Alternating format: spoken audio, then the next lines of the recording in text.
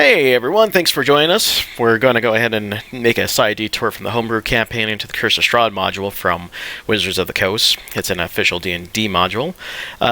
Just a quick heads up, this module has had a reputation of being a bit violent and at times certain triggers with stuff, so just head warning, this is not definitely for minors or people who may take issue with certain things. If you do have questions about that, please feel free to message me.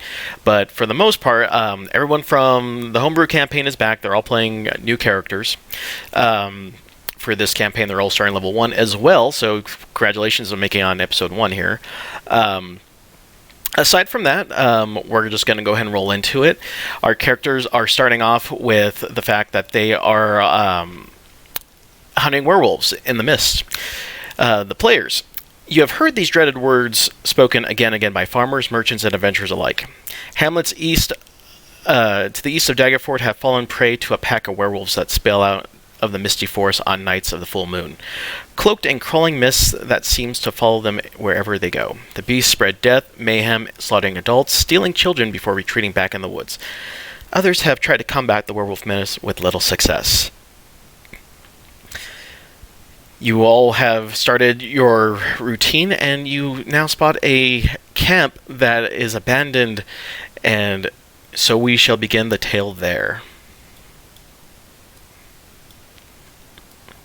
Couple of things. One, were minors watching before? No. Fucking shit ass balls. I should have been fucking curbing my goddamn language a little bit. Oops. I Did not know that. Episode about penises. We sort of did, yes. I really hope that I did not contribute to the delinquency of a minor with that.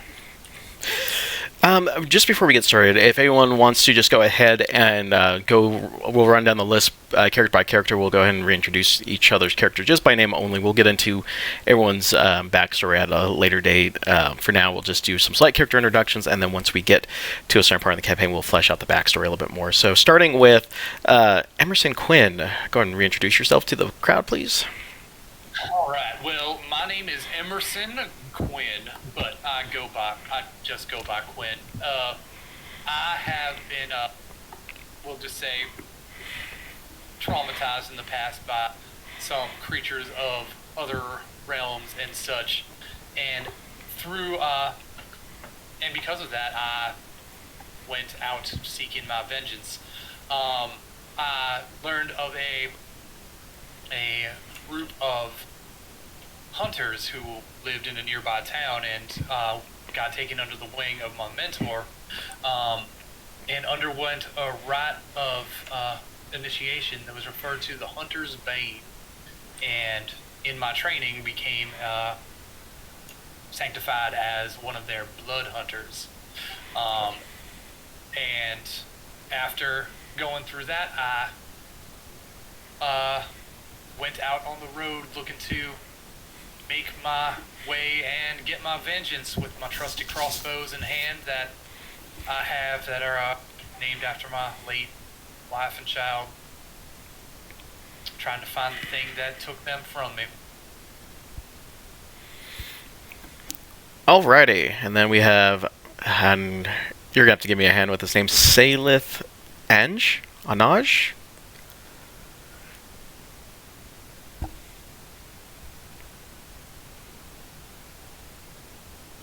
Hello, can you hear me? So what happened is, it's Salith Anaj, and if it makes it easier, John is my favorite character in League of Legends, and that's just Jonna backwards. Oh. I thought to do that because of one of my friends who did something similar. And I'm interested in hunting monsters because what better way to prove that you're a good person by slaying evil, I suppose? Maybe?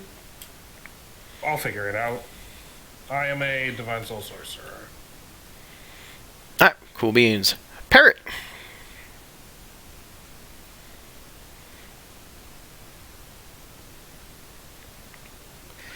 Alright, Parrot, go ahead and break down...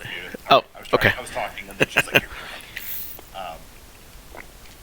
so just because I don't know how I would introduce myself in my voice, basically I'm parrot. I'm going to be playing a Kenku warlock, and just long story short, supernatural things killed my friends, and so now I'm hunting supernatural things.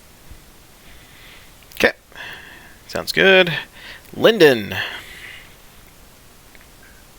Hi there, my name is Lyndon Loxfree, and I come from the Trialta Hills, where I was absconded with by a strange form of creatures called Yanti, if you're familiar with them. I was not with them too long, as it turns out. I was traded to a very, very strange illithid, a rogue illithid. Now, what he was doing with me I do not know, but what I do know is my friends Quinn and Vika came and found me and rescued me from the vile clutches of this illithid. He was doing some experiments. Now, of course, they did not confront him directly, but they were able to get me out of there. I unfortunately have come away with some strange defects. I've got a bit of a scar on my skull. Something probably went in there, and we're not quite sure what it was. I also have very strange eyes.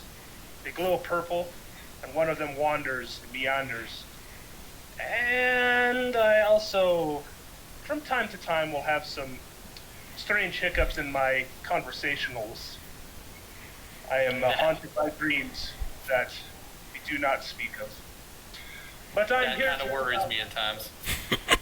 Oh yes, it worries me too, my friend.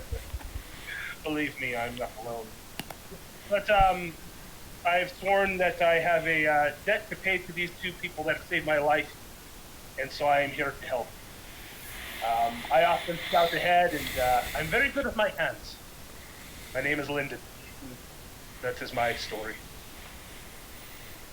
Okay. Matilda. Hi, I'm Matilda Scourge. It's a tradition in my family to set out and do some good for the world. So what better way than by helping save people? That's who I am. Okay. And Vika. I am Vika Asterian. Before, I was simple innkeeper with my family in a small village, and I had heard stories at my grandfather's house about this thing that would appear come winter, that would call for you, would appear at your door. And he told me how you should never allow it to enter your home, never answer, never speak. And one day, this thing appeared in my village, and it killed nearly everybody, except for a handful of people.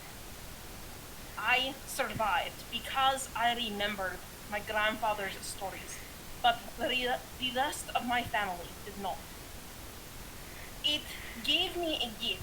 Then I offered it hospitality in exchange for my life. This object has sort of attached itself to me. It haunts me and reminds me of what I have lost. During this incident, there was a man who had stayed in my tavern, a human man. One I would later know as Quinn. That's me. He would teach me the ways of the monster hunter. It was difficult, but worth it. Because I have begun searching for the thing that killed everything, and want to ensure that no one else will suffer the way my village did. Also, Barry in the lead, she's a 7-foot tall fucking minotaur, so that's also a thing. I do not see how this is particularly important at this time. Adds texture. Alrighty. Well, and those are our characters for this part of the campaign, and we'll proceed for them. As you guys have been tracking this group for well over a few days, you guys keep encroaching further and further into the misty woods, it feels as if every step you take further in, it feels as if going back feels further and further than what it should. Whoever would like to, go ahead and roll me a survival check. Is this to track things that are Yep. any fiends or undead? No, this is for trying to track the werewolves. I'll go ahead and roll. I don't get advantage though, dude. Oh, Matilda. Boom. I Nat already 20. rolled. Yeah, I rolled a nat Matilda 20. got it. Okay. I like the way this is starting out. And I've just wasted your good D20 rolls on a simple check. Yeah. 2 natural 20s.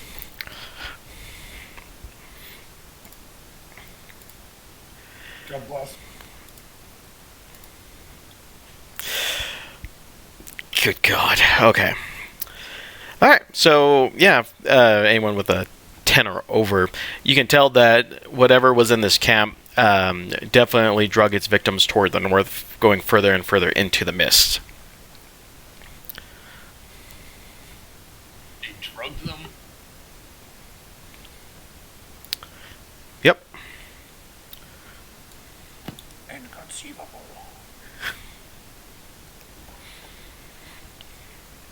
What do you want us to check out this little camp here, Quinn, or do we want to start heading north? Either way, I can scout ahead if you need be.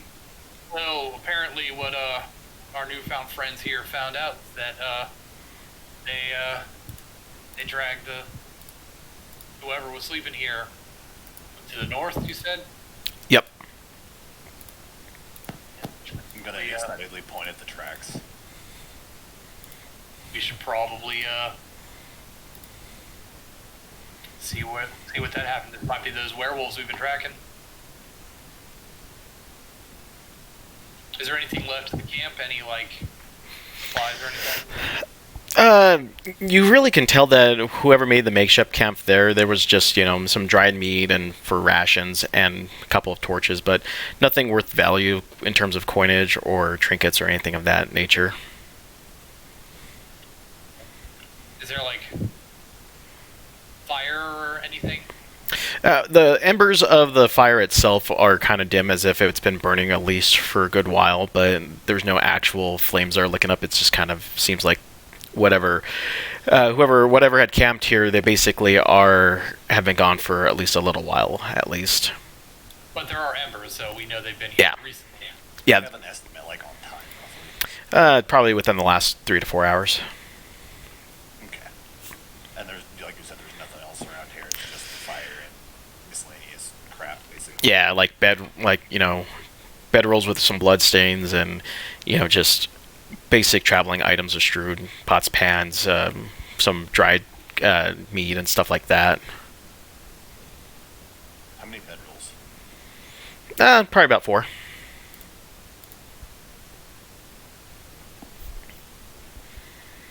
We should Well, probably we follow. shouldn't dilly-dally, shall we? Yeah, From we've the north. possible we could save these poor souls too. So let's mosey. I'm gonna point in the direction they went. To infinity and beyond!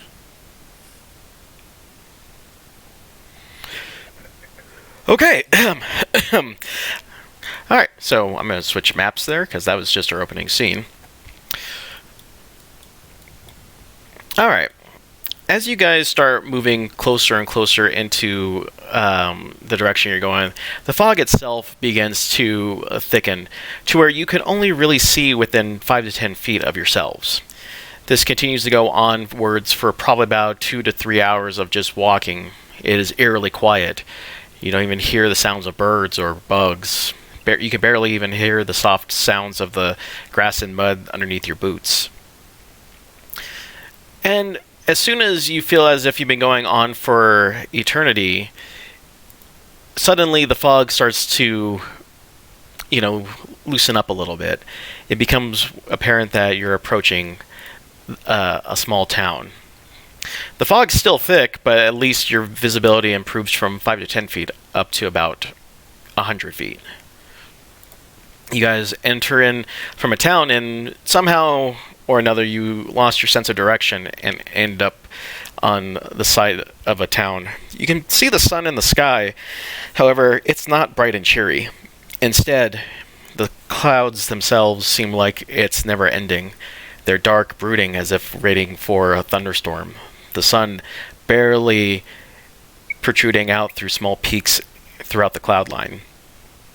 You can tell that from your general knowledge of the surrounding area that at this point you're now facing westward. Are we doing this on the map? I'm still with you. That's weird. I thought I forced you guys on the current map. Let me load this the other map for some reason. Yeah. It should be player visible. Like when you just forced us there, it didn't. When I was trying to load it myself, it would get stuck at 9 out of 10. Yeah, I'm still stuck at 9 out of 10. Okay. Where I am still. Give it a sec then. We'll let you guys try to load. There we go. I don't remember talking about a town around here. Seems I don't think strange. Daggerford. Do we notice anything odd about this, or is it just like we just walked up on some random town?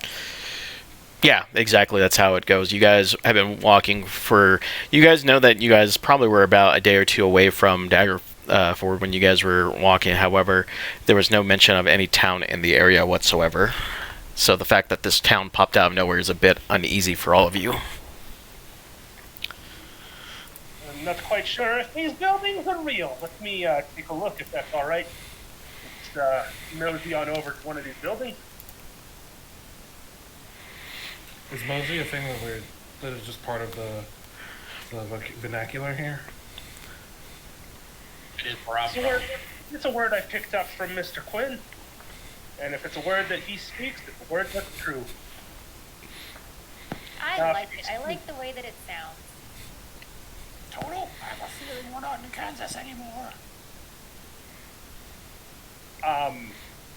So I literally walk up to a building. Okay. Yeah, the moment as you start walking up to a building, you can see that in a split second the shutters start closing as if, people don't want someone peering on the inside. You get the small distinction that as you guys got into town, you've been sighted.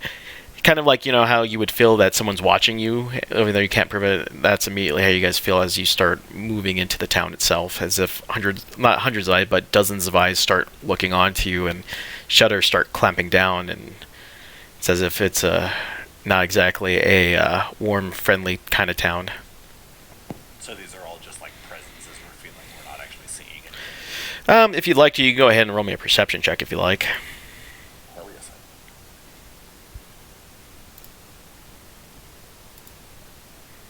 And I got a whopping number. Yeah, you can tell that there's some figures, some humanoids that are moving quickly as they're going through the house, as they're preparing to batter down the hatches, so to speak. So Sal, I walk up to the building and I literally touch it with my hand. Yeah, it feels just the same as any other, wooden structure would feel from other towns you've been in. I knock on it. Yep, sounds like wood to you. No. People don't seem very And then I comfortable. sneak back to the group, or just stealthy move back to the group, very, very cautiously. I kind of look over my shoulder as I'm doing so, like something strange is going on. On the looks of things, we are the something strange. Yeah, we are a bit of a motley crew here. Well, And last they time cannot be particularly happy that we are here. well, I just apologized. You never know. Town popping out of nowhere. I question a lot of things that happen on a day-to-day basis, so I had to make sure it was a real building. Well, let's look and see if we can find some people who, I don't know about you, I mean, we've been walking for the past 3 days. See if we can find some place that can give us some clue as to where we are, what it is, where the hell this town is from. I've lived along the Sword Coast my whole life. I've never seen a place like this on the map.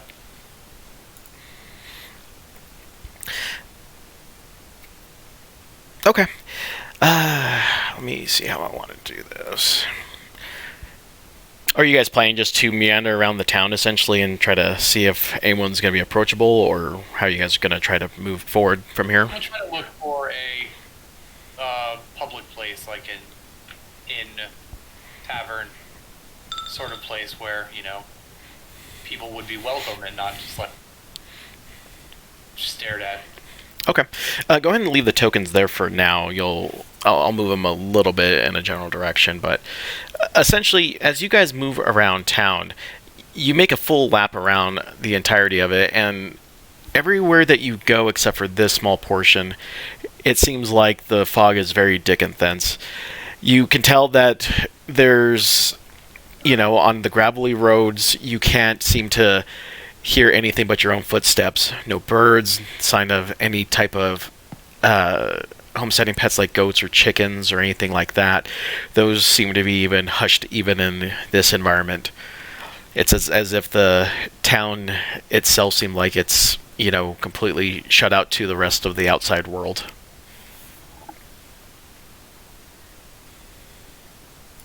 That's bizarre.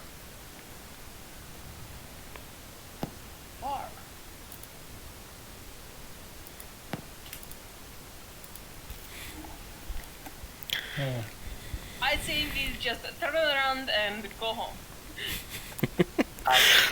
We lost the track, the thing that we were trying to do. We lost the track, so we may have to double back and find it. This fucking weird town is not accommodating.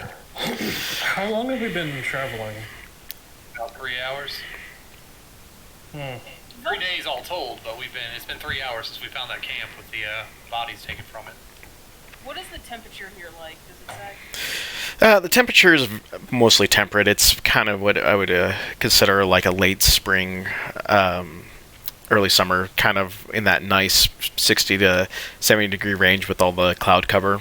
Not a whole lot of sun to get. It seems like moisture. The grasses and the plant life seem like they're at least growing somewhat well. I mean, the moss, there's an abundance of moss for the lack of sunlight as well, and that is a vibrant green. Go ahead and, if anyone cares to, roll me a perception check.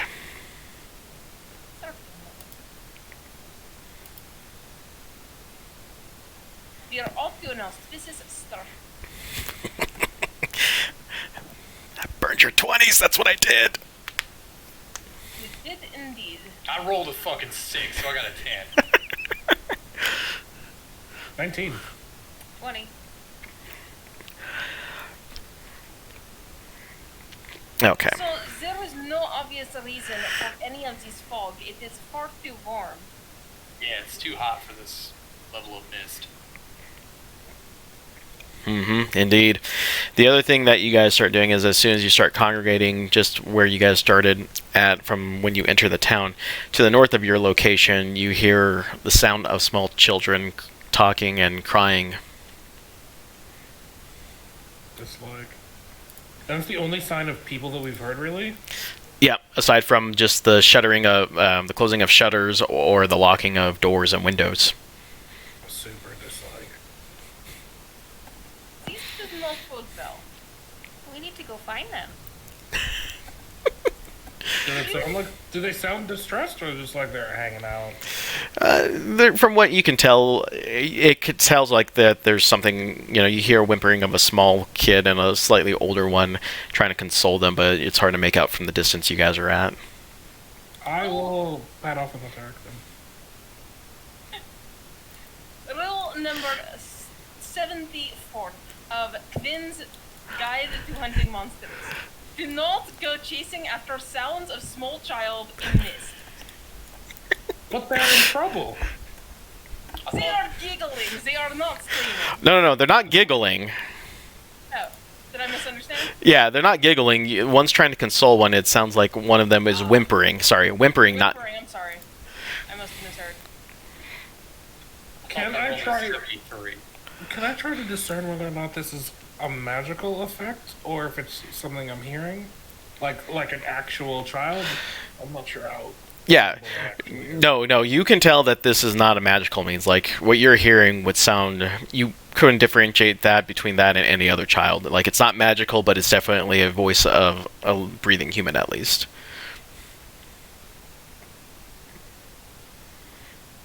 I'll turn to everyone and say they need help.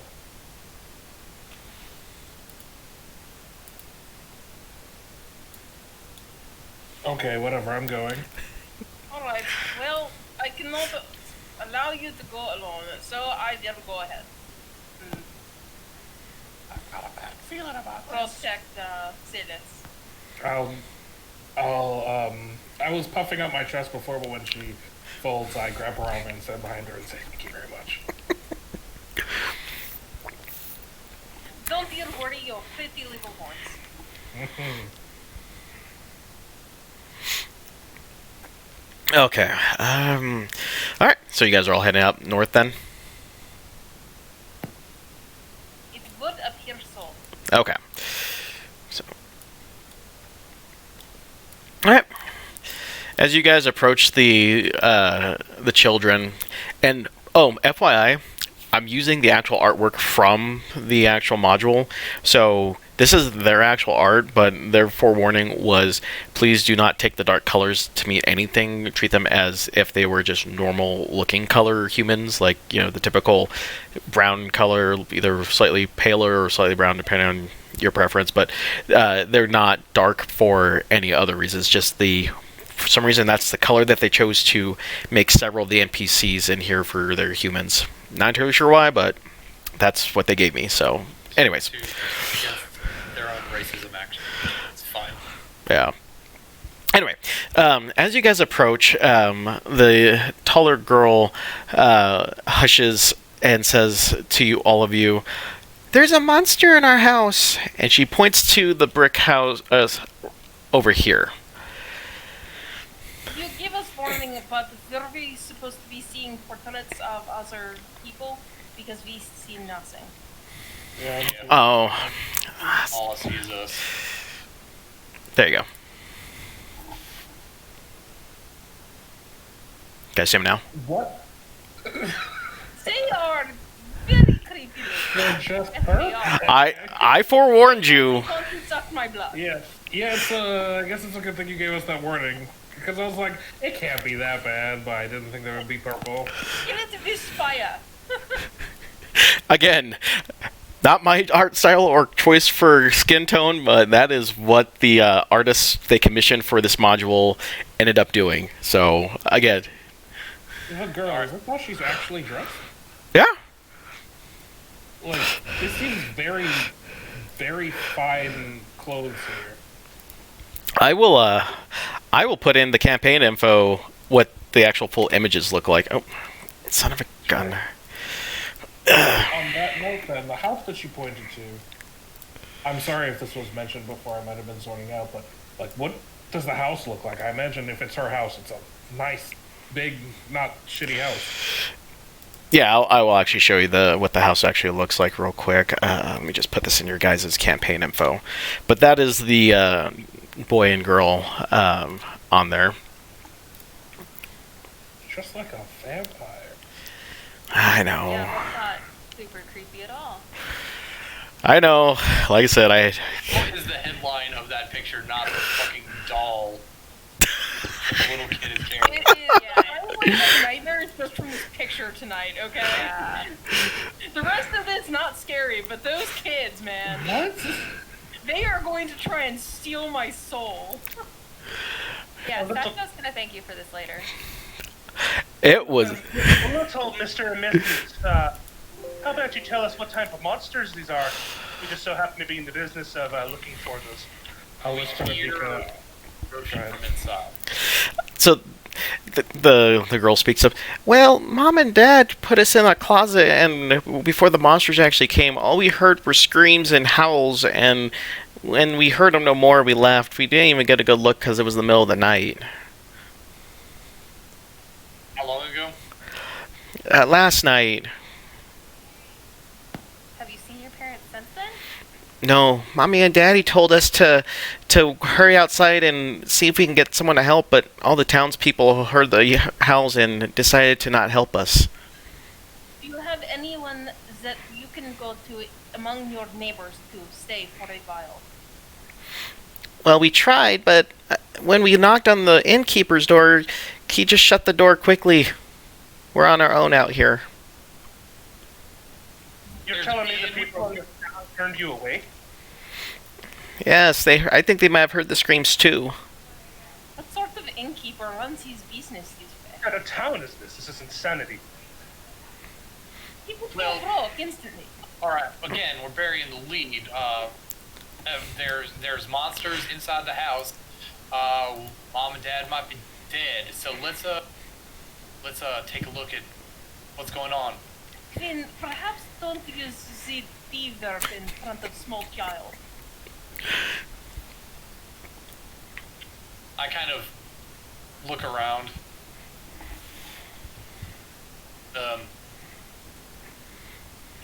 We should check inside to see what happened.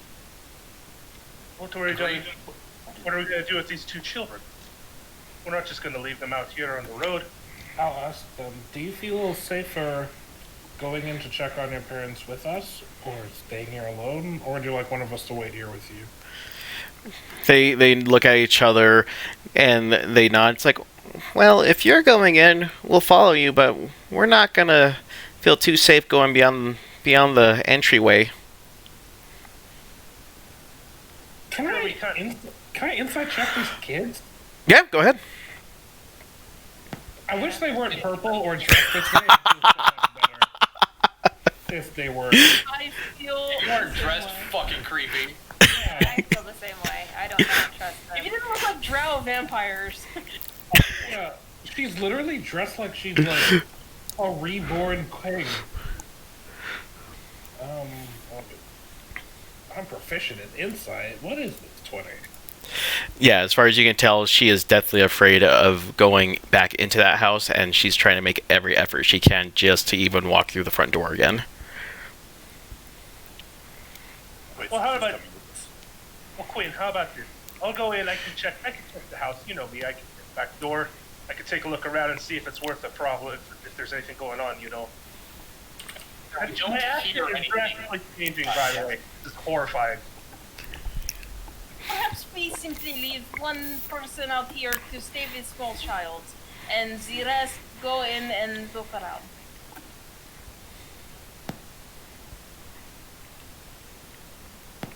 I can stay with the children.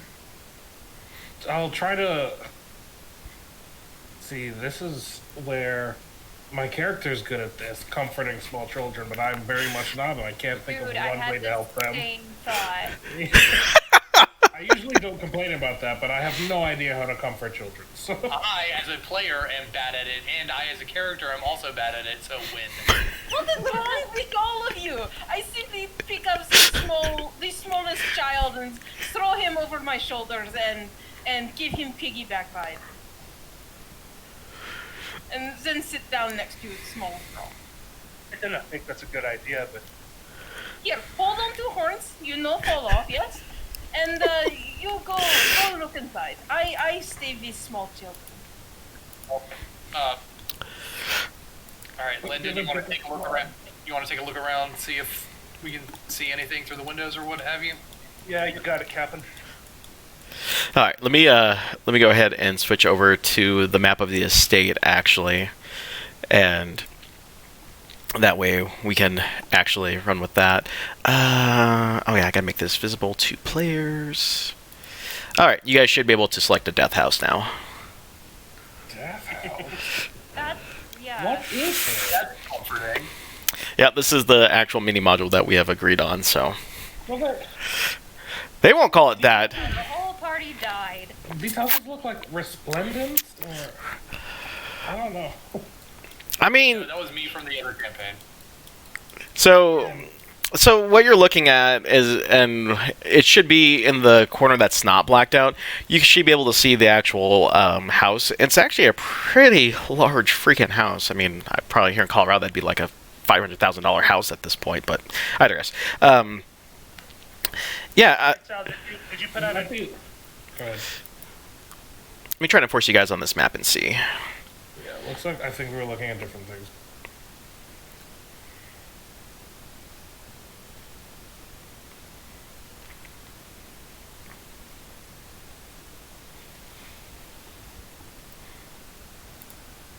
I'm loading. Loading. Loading. There is much loading. Yeah, these map files are freaking huge. Give you context. I'm using 1.2 gigs, just loading these 3 maps tonight, and I think for my entire campaign that I drew from hand last go around, I think those barely altogether did 800 megabits. So Wow. Okay. yeah, these are high quality, straight from the artist who drew the art in the actual D&D module. He actually sold these to players and DMs and stuff for $30 for the entire art set. That's actually in a PDF format or JPEG format. I think I ended up getting.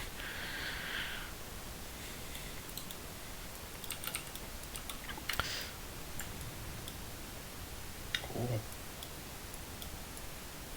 This may be more frightening than the module itself. The real enemy is the load tab. Yeah, I can't believe it's that There's bad. a hidden boss behind getting everybody's schedule to line up. Yeah, can we like proceed in the meantime? Yeah, let me do this. I will go ahead and screen share the stuff while it loads, so that way you guys can see that, and you guys should be able to see. Okay. So if you guys go into the actual Discord, you guys should be able to see the stuff until your maps load up. So yeah, you see from the outside of the house, you see that it has a couple stories on it. That there's a couple of balconies that you can make out as well. From your general vicinity, from the front, you're able to see one balcony from the 3rd floor. And as far as you can tell, the windows are not in pristine condition. They're grimy with, dirt and what rain would be on it. Basically, it's if you never cleaned the outside of your windows and you left it to go for like a year.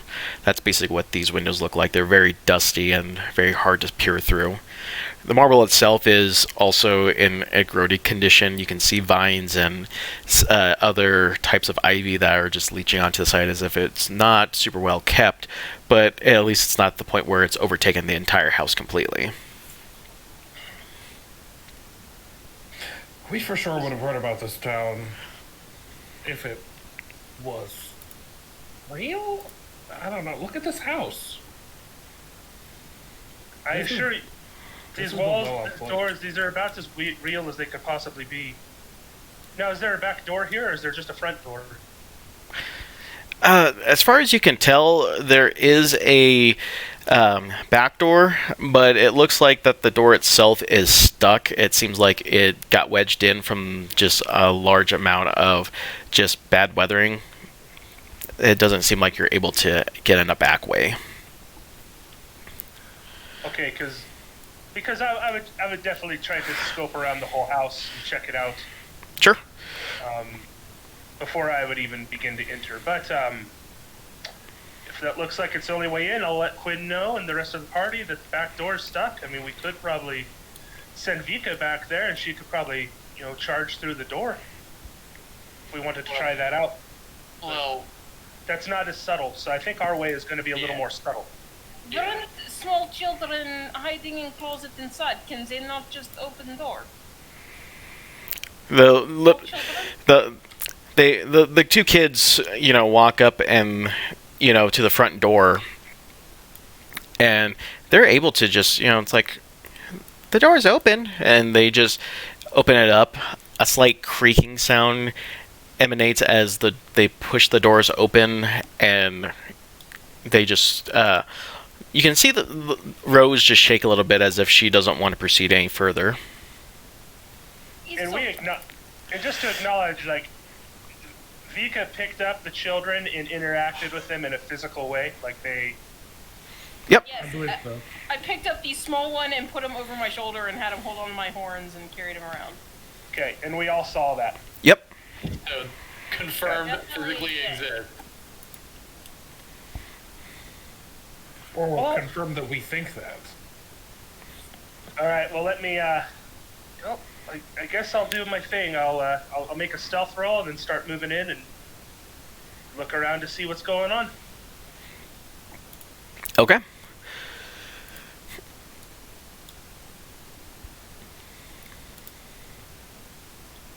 See how fast we get to roll dice today. Do do do do. D&D Beyond. Not the best roll. I rolled a 12, but I will continue to proceed, of course. Okay. All right. So you just Being light on my feet as usual. and you're just gonna waltz on through the front door where they entered. Well, I'm gonna check for. I mean, she opened the door, so I'm gonna check this first set of doors here and see if there's anything. I highly doubt they're trapped because these kids moved through it. But I don't know. I don't buy anything going on here right now. So wait, you watch the kids go inside the door, right? Yeah. They're already in the house. Yep. They're just kind of hanging out in this entryway. Well, I'm gonna hang back while he goes in. You're my boy, Blue. I do not know what that means. I'm not blue. Alright. I'm the blue one. Okay, so this I'm whole not a girl. Sorry, go ahead. lobby foyer, they're gonna kind of hang tight up here. Yep. They're gonna hang out in this open area.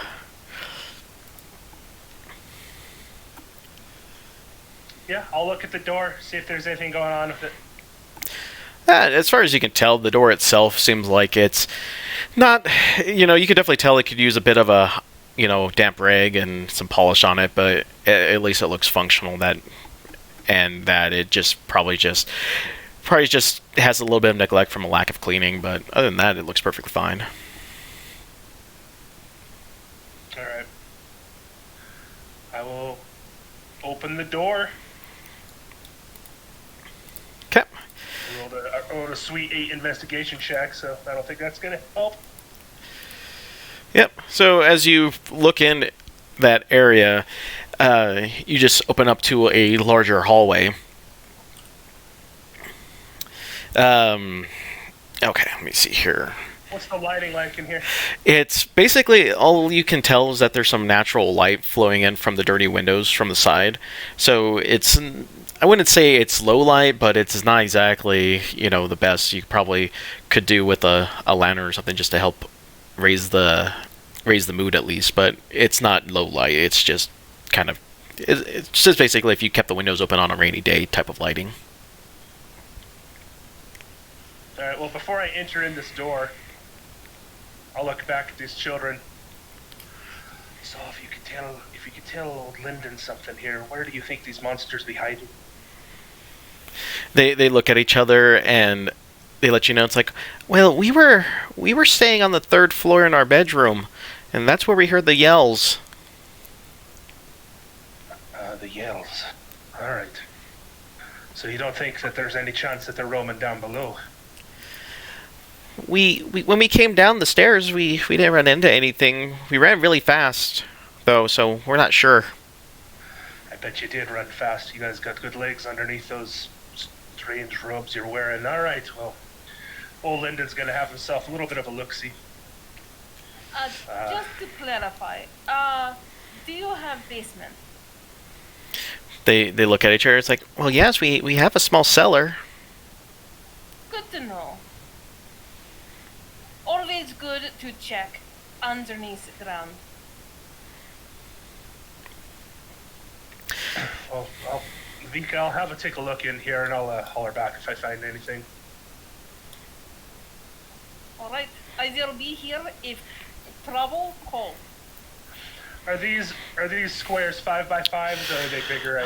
What's going on with our spacing here? I think if I'm reading this correctly, one square says it's 5 feet. So, actually, I need to make you guys a little bigger then. Good lord. A lot Yeah. bigger, yes. Yeah, you guys are There we go. I guess I'll have to turn you guys all large size then. Enlarge person. Right. We're doomed. Doomed. Okay, there you go. So.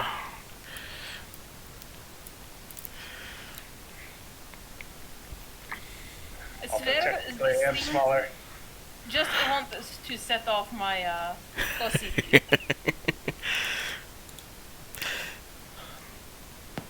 All right, well, I'll start heading down the hallway. Like I said, if you need me to roll another stealth roll, I can make another stealth roll, but obviously I rolled what I rolled. So. Yep, you're fine. Oh, there we go. So he's still itty bitty. All right. So as you enter in this next area up here, what you end up seeing is that on the south wall of the foyer, there is a shield emblazoned with a coat of arms, stylized with a golden windmill on a red field, flanked by portraits of stony-faced aristocrats. Mahogany frame double doors leading from the foyer into the next area. Anything just interesting art here?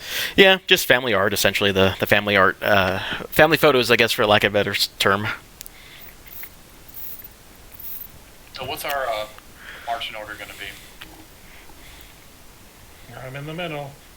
I will go behind Linden to make certain that if something bad happens, I can go back. Should we, Yeah, I'd say I'll follow them. we should probably have our frontliners behind the scout, and then I'll take up the rear with the parrot. Small children, stay here, stay safe. If something happens, I'll run away. They nod. But it will be alright. And I give them both pats on head. It will be alright. Yep, and they actually seem, you can tell them looking at their faces, their mood is slightly lightened a little bit by those pats. I'm still keeping an eye behind us. All right, checking this door in front of me, Sal, for anything weird. Nope, door is fine. All right, crack it open, take a look. Okay. Alright. As you crack the door open, from what you can see from that area, you can tell that this opens up to a larger room. You can make certain from the angle that you're at that you can make out just a little bit of possibly a staircase. Just going straight up. It just goes up. It doesn't look like it goes down at all. Yeah. Oh, what I be seeing a staircase up ahead. Do you want me to check? We should probably check all the rooms on this floor before we start going up or downsies. Yeah, we don't want to miss something and have something flank us from behind. All right. Well, apparently this door is not trapped or anything, so let me move on in.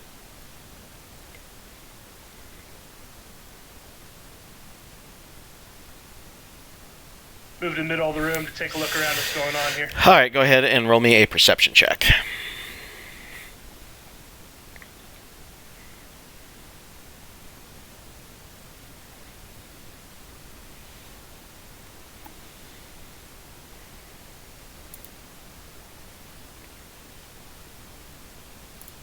Well, that's a natural one. So I don't see anything.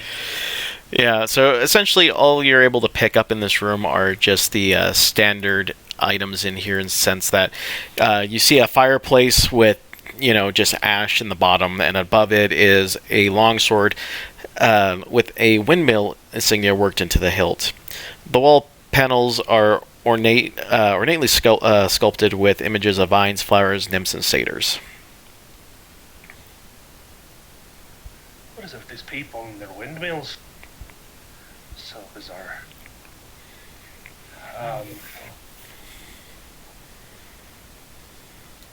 Alright, well, let's move up here and check this hallway here.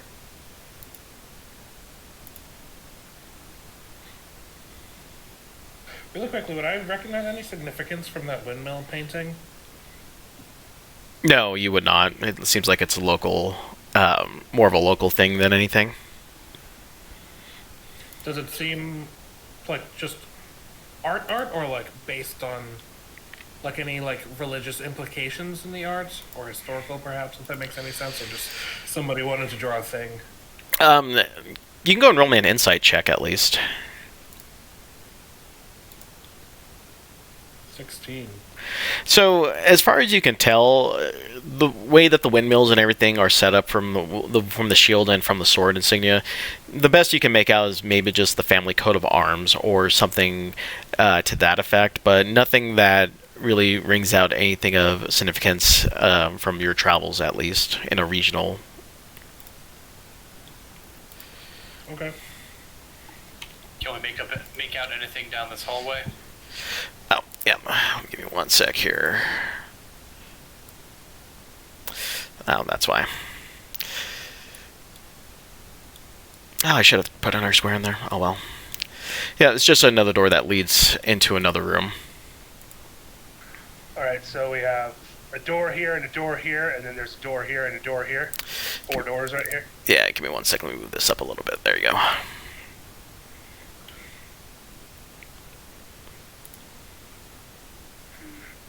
We should completely clear the room before moving on. We do not want something sneaking up behind us. Well, I can have a look at these doors too. If any of you want to check that fire space, the fireplace back there might be a good idea if there's some creepy crawly hiding up in there.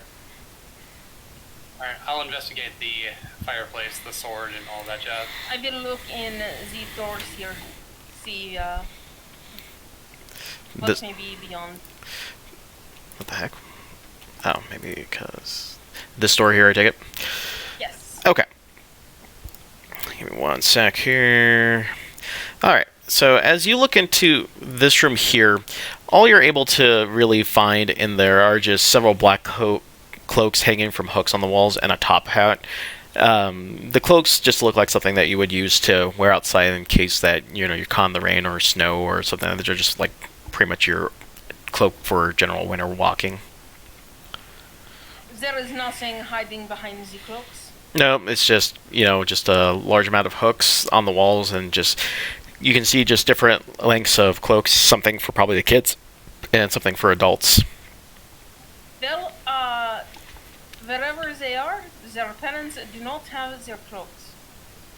And I leave the door open so that nothing can sneak out or hide. Okay. I'm investigating both of these doors. I'm next to you here, Sal. Okay. Give me one sec here. I need to do something real quick.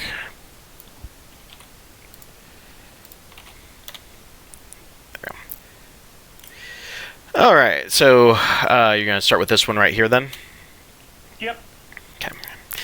So that is... Okay.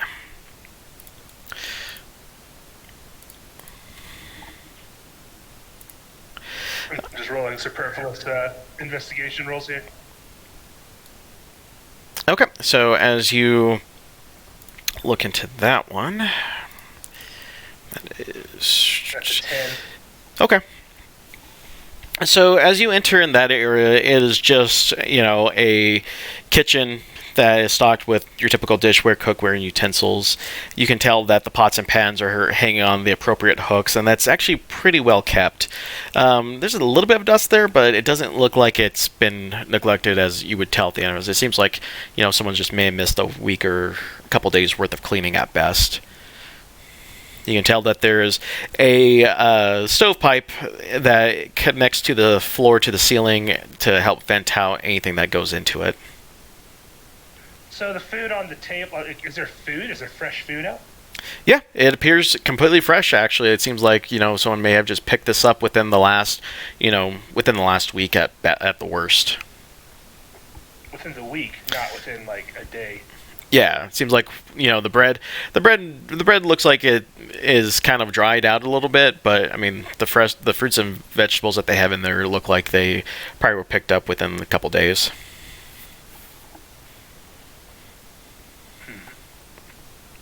How long have these kids been running around? They said it said was- that they left their parents like the night before, I think. Yeah, last night. Stands to reason, I suppose. I'll check the back door here too, Okay. just to make sure there isn't something horrible hiding. Okay. Go ahead and roll me another perception check. Perception or investigation? Sorry, go and do me an investigation, actually, since you're actually searching. That's good, because I have proficiency in both of those, and one of them's a lot better. That is a 24 this time. Okay, so you actually end up seeing towards the back corner, there is a little bit of a cupboard that opens up, and it looks like something akin to what you've heard of a small pull system. It moves items up and down different floor levels. What size is your character? I am a small character. Okay. It looks a bit cramped, but you may actually be able to fit in there. That's dumb. It's a maybe or a definite maybe. Oh god, that took me too long to get. It looks like that it'd be kind of cramped, but if you just, angle yourself in properly, you probably could get in there. Does it look like it's been used recently? Yeah, looks like it's, you can tell that there's really no signs of dust or anything like that. It looks like that the ropes look like in their fine condition on the side, and, the little metal tray doesn't have really any dust on it. Is it currently in the down position, like it's on this floor? Yeah. Okay. I laughed to myself. Oh, guys, I found a terrible idea. Mm-hmm. That sounds terrible. Set. Let's go look at this other door first. Pero, we also never got to look at the fireplace or the other door. In the room. Yeah, the fireplace just has a bunch of ash in there. It seems like any embers that were kept are kind of just gone. You could tell that's at least been cleaned up to where, the fire has been at least used within the last 24 hours, and it's at least somewhat well maintained. The sword itself is in pretty pristine condition. It's sharpened, and, it's just it would basically look like your typical longsword if not for the windmill insignia on the hilt. Okay. I don't think I want to start burgling people, but I'll keep it in mind. That's an option. Okay. All right. And this other door? All right. Close to same room. Yep, the dining room. I hope it's not Chris's blood. All right.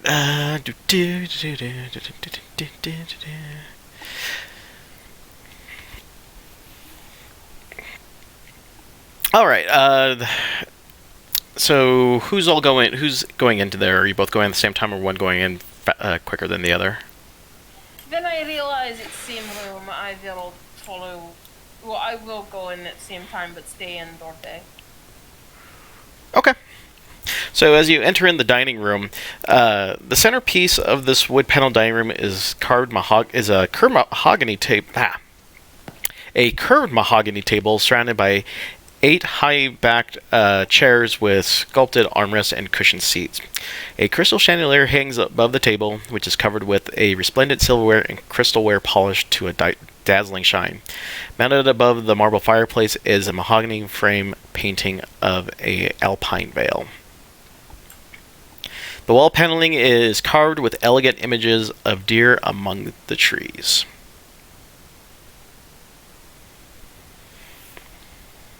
Well, so far I do not think this place has been being haunted by a werewolf.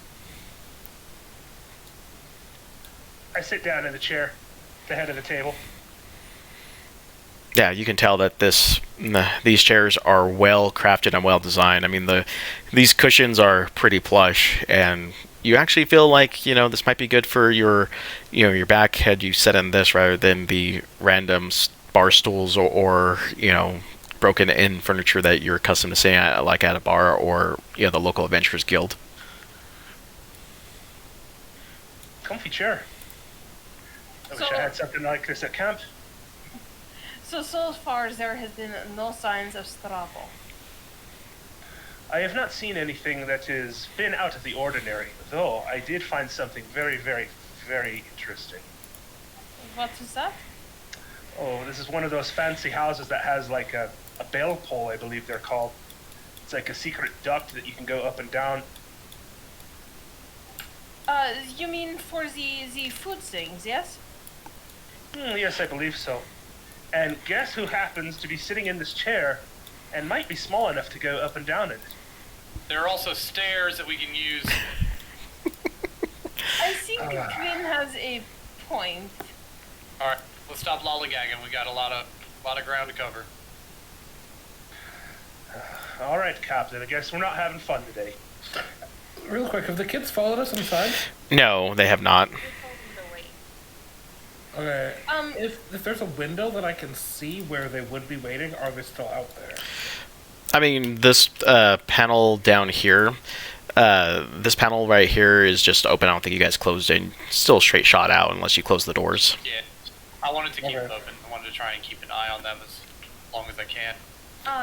what about cellar? Did we want to check that before we go upstairs? Sure. That'd probably be a good idea. Two things real quick. Are the kids still out there? I think I may have missed that if you said it. Yes. Okay, and also I'd like to cast Mage Armor on myself, seeing as we're on a werewolf hunt. Oh. Or this now. Okay. Just keep in mind, I don't think I shrunk this properly, so there is a door here for another room as well if you want to investigate that. Oh, so this is not door to cellar. No, it's just a We door. don't know. You don't That's a know. door. Fair enough. So we should check last door. Of course. Do not want something sneaking up behind us or getting out and attacking small child.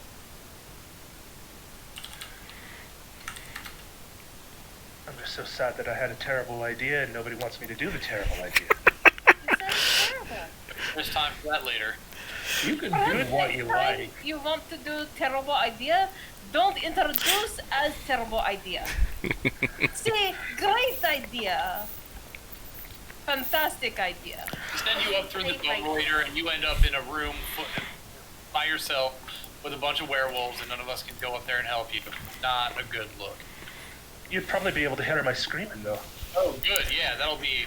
I'll write that on your tombstone. That wouldn't hunt. At least we could all hear his screaming. Is a good epithet. Take a look at this door up here. Alrighty. While I'm chatting with these folks here, I'm looking at this door. Okay. So as you guys enter in, you kind of see a. Well, I guess you can call it a den, for lack of a better word, because I think it's actually just called a den. I keep forgetting that those were things once upon a time. So yes, you enter in the den. The oak panel room looks like a hunter's den. Mounted above the fireplace is a stag's head. Positioned around the outskirts of the room are 3 stuffed wolves. 2 padded chairs draped in animal furs face the hearth, with an oak table between them supporting a cask of wine. 2 carved wooden goblets, a pipe rack, and a candelabrum? God, I can't pronounce it. Candelabrum. And a chandelier hangs above a cloth-covered table surrounded by 4 chairs. Sal, just so you know, as soon as I open the door and I see a wolf thing on the ground, I throw a dagger at it. Oh, okay. Yeah, your dagger flies straight true, and, it just goes into said creature. No sign of resistance, pain, or anything like that. I think I found some werewolves. Yes, you have successfully killed the stuffed werewolf. Alright, let's check it How out. sure are we that they're stuffed? Let's investigate. I retrieve my dagger. I make sure this is actually like a dead carpet thing. Yeah, it looks like, everything that should be dead is dead or stuffed. There's... Give it a few prods with the butt of my glaive. Make sure that it is not going to attack us. Alright, as you guys enter and take a look around, there's also 2 cabinets against the wall. The east cabinet Really? They calling this a cabinet over here? Oh, this. Are we It basically? is more of a credenza. Yeah. So there's this cabinet and this cabinet in there as well. Well, Alright, let's investigate the cabinets. yes. What is in the cabinet? All right.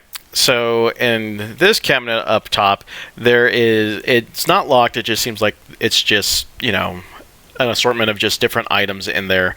There just seems to be just a couple of items of not any major worth, a couple of pens and quills, a calligraphy brush, just some mundane stuff. But as you look through, you do find a deck of playing cards in there, and an assortment of glasses for wine or other liquors. Playing cards seem like mundane deck, or Yeah, just a mundane, what you would find at like your typical gambling hall or tavern. Happen to notice like anything magical in this room by chance? You can roll an arcane check. Sure.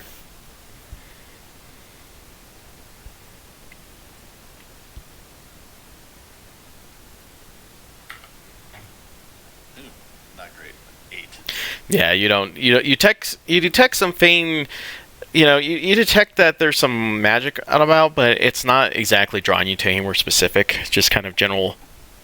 It seems like there's just a general feeling that there's something magical in the air, at least.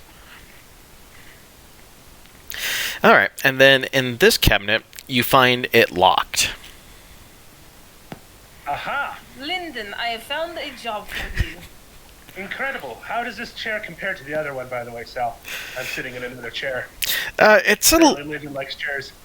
I mean, that chair doesn't have really any major cushion. The only benefit is that it at least has, long enough arms to fit your hands or your arms comfortably on it, to where you definitely could feel like you could play a game of cards and have plenty of room to kind of sit in a nice posture and position, and still have enough room to hold your hand behind and cover and stuff. But it's nothing too special. You've sat in better in this house. But aren't his feet still kicking far off of the ground?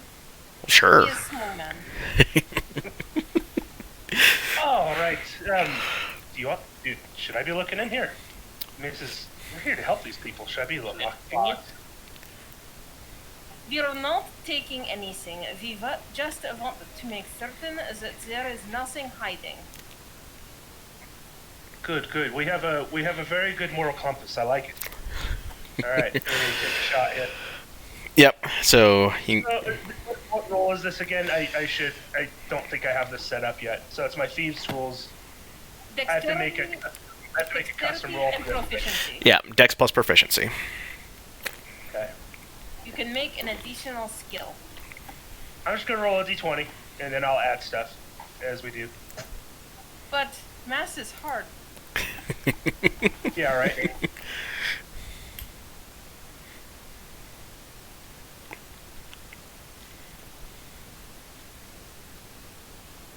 Come on, new character. All right. I rolled a 16 plus 5. It looks like, right? Dexterity and yeah, so 21. Yep. Yeah, it was a little tough compared to other simple locks, but yeah, you're able to crack it open. You pull off the lock, and inside the cabinet is a heavy crossbow, a light crossbow, a hand crossbow, and approximately 20 bolts for each weapon.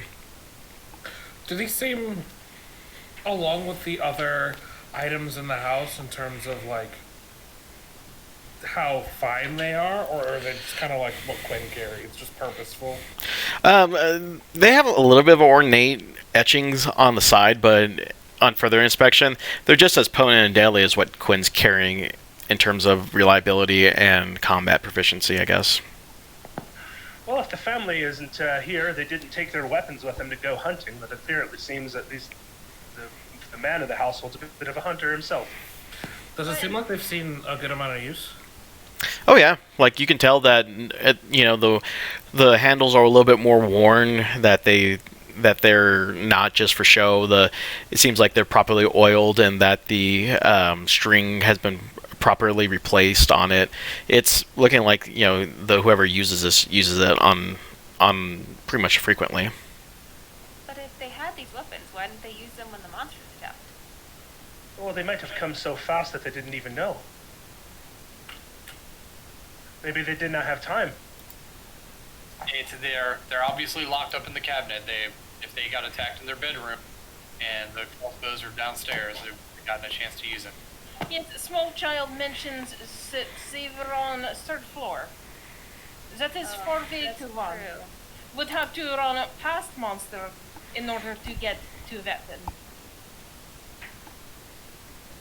Is there anything we, as a crossbow user, like they just look like functional, used, like weapons of hunting and what have you? Yeah, you can definitely tell that even the bolts that they use, they're freshly minted, I guess you can put it. There's no splintering of the shaft. The actual arrowheads are sharpened, so they're in pretty great condition. How many of them are there? 20 of each. Of each what? Of each type. So 20 for the heavy, 20 for the light, and then 20 for the hand. I remember I said something about not burgling. We're not here to burgle. But I'm just gonna straight up walk up and take the light crossbow bolts. Not even asking, just grab them. and well, I need the other two, so I'm gonna take the other two. Fair enough. The It isn't bodies really are probably verbally quite going to literally. use them.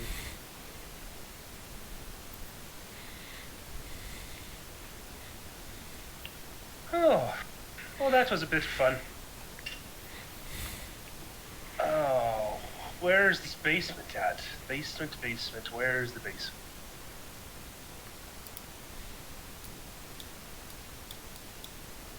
This little hole here in the kitchen was like a chimney, right? This little guy over here.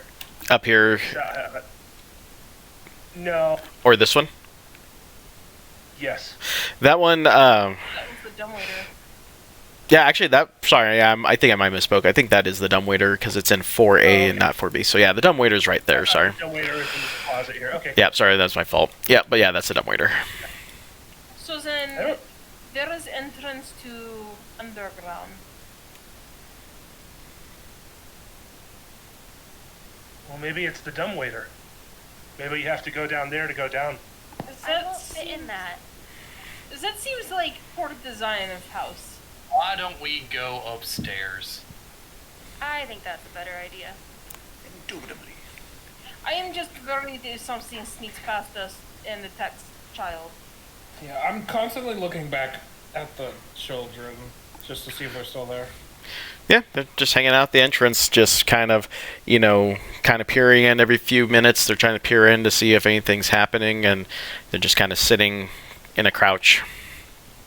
I just sort of poke my head out, give them a small smile and a small wave, and then follow them upstairs. A smile from a minotaur, by the way. I don't know if that's really reassuring.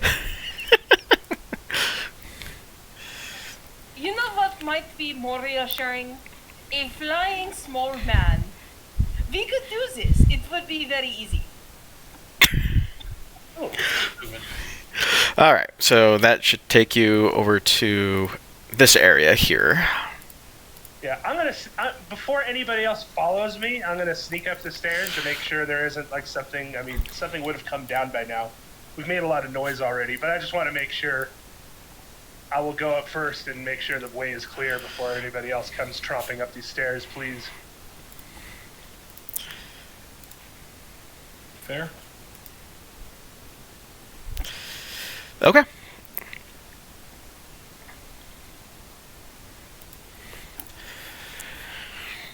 All right, so Make a stealth roll here just to make sure, which I will probably roll badly on.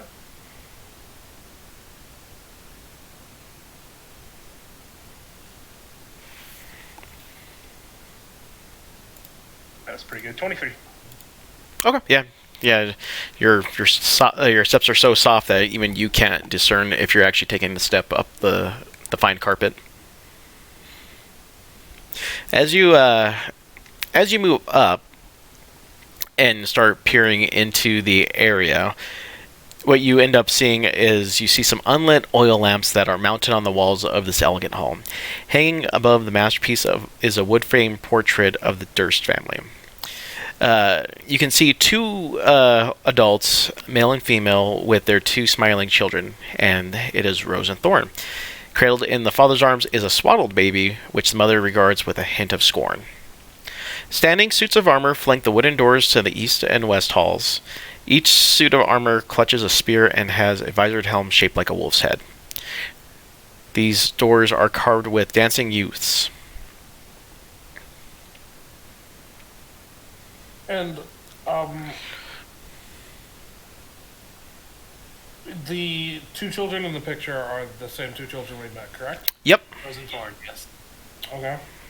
And on that note, does the baby have any resemblance to that creepy doll?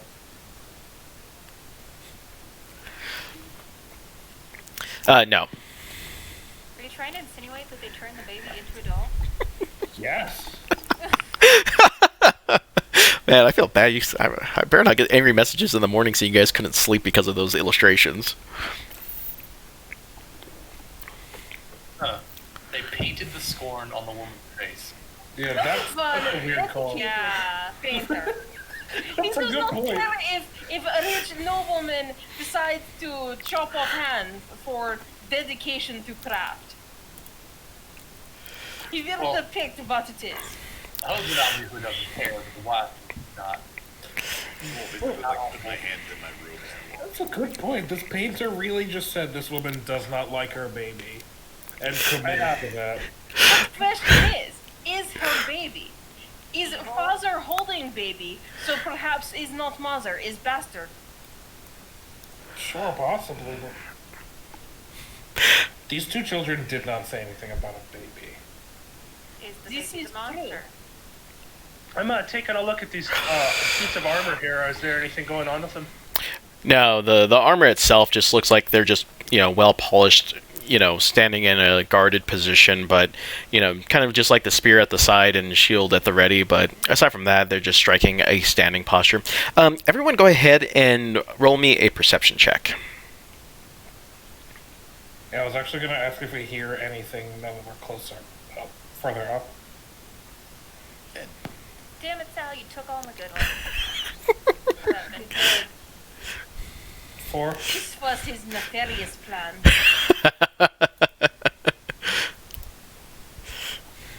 With 10s and 11s. Then a 12 is your best roll. Wow. So you're all about to die. Yeah. Okay, so no one got above a 12, huh?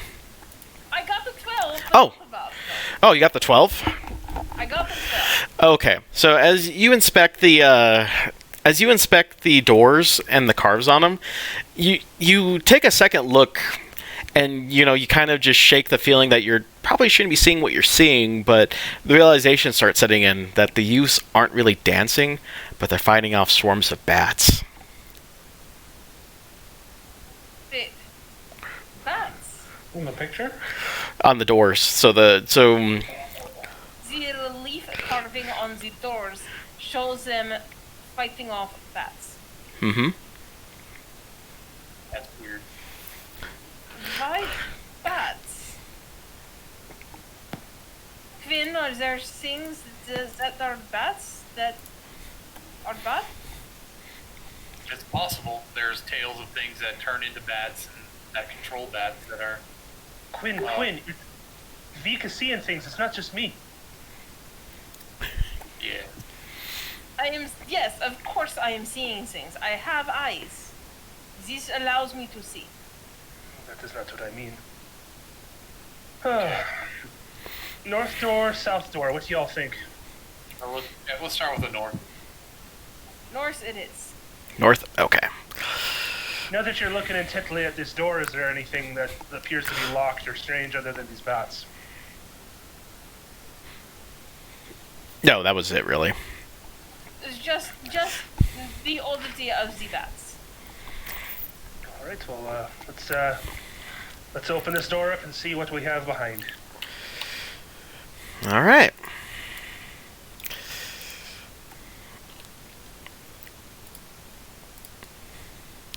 Alright, so that is room number 8 on my map. Okay.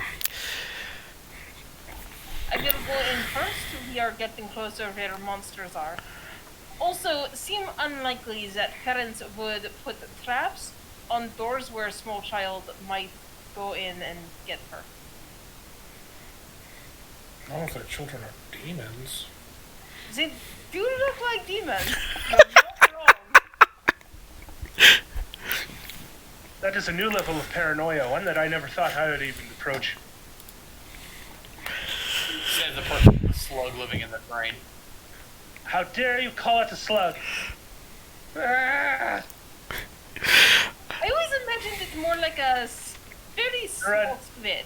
You mentioned that, and I run over in the corner for a moment, grasping my head for a moment. All right. Sitting room. Alright. As Vika enters, she sees red velvet drapes cover the windows of this room, an exquisite mahogany desk and matching high back chair face the entrance and the fireplace, above which hangs a framed picture of a windmill perched atop a rocky crag. Situated in the corners of the room are 2 overstuffed chairs.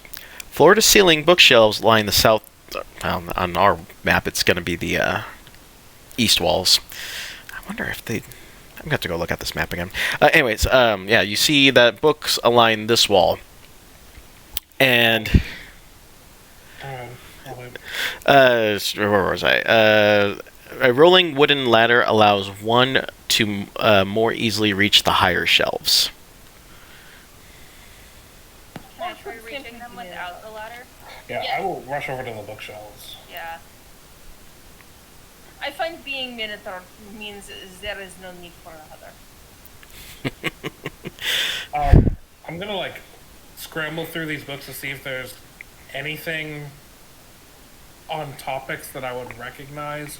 Something that mentions like a proper noun in terms of like a city, names, deities, to see if anything is familiar. Yeah, so.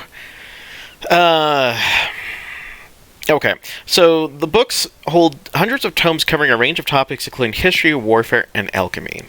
There are several shelves containing first edition collection of works of poetry and fiction. Go ahead and, if you're looking for something in particular, roll me a history check. I'm not looking for anything specific. I'm looking for just proper nouns that I recognize. Show that this city is six.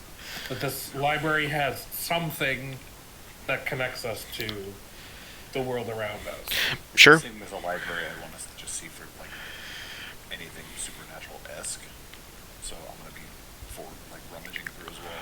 Okay, so as far as you can tell, the books talk about, the history of the local area is called Bavaria, and that they detail a couple of, the books on the warfare is just different battles that have taken place.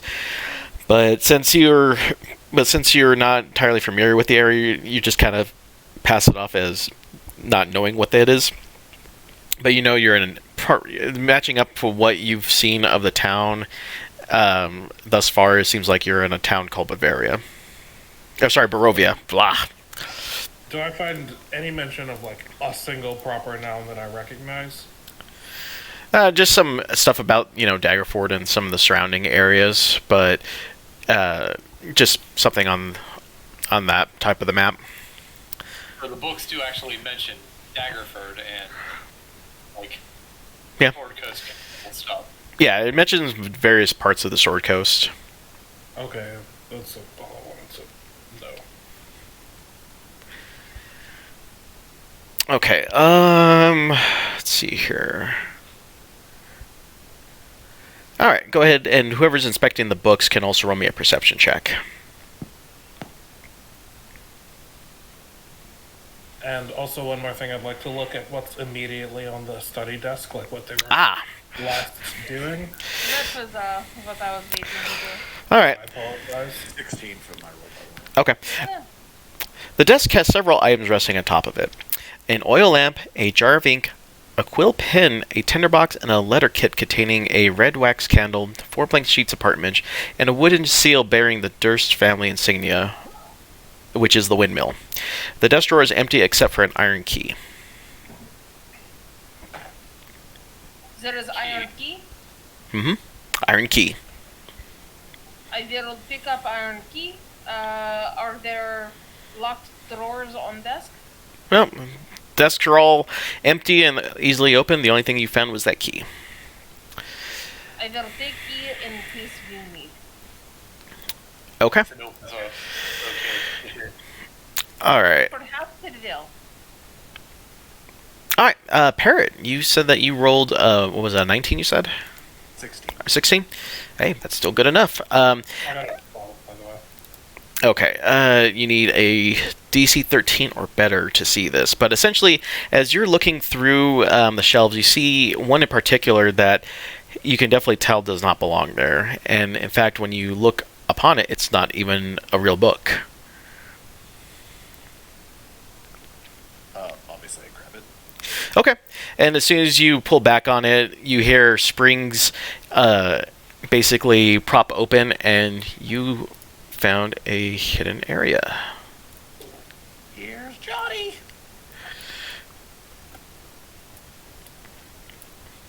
All right. So yeah, this is said hidden area. This shelf kind of moves over this way, and you find a secret area in there. I will run over here for anybody that doesn't see and kind of like wave them this way. Like excitedly. Alright, I'll take a look and see what I see inside the thing. Okay. So as you guys look into the room, you can tell that there's bookshelves packed with tomes in there. There's a heavy wooden chest with an iron feet that stands against the south wall with the lid half closed. Sticking out of the chest is a skeleton in leather armor. Closer inspection reveals that the skeleton belongs to a human. Were the children that we met, were they human? Yes. Not drow vampires. You're digging too deep into the. I just realized I legit did not know, so... Oh. Would legitimately be less weird if they were drow vampires than discovering they were. Alright, so there's a skeleton sticking out of a treasure chest in here.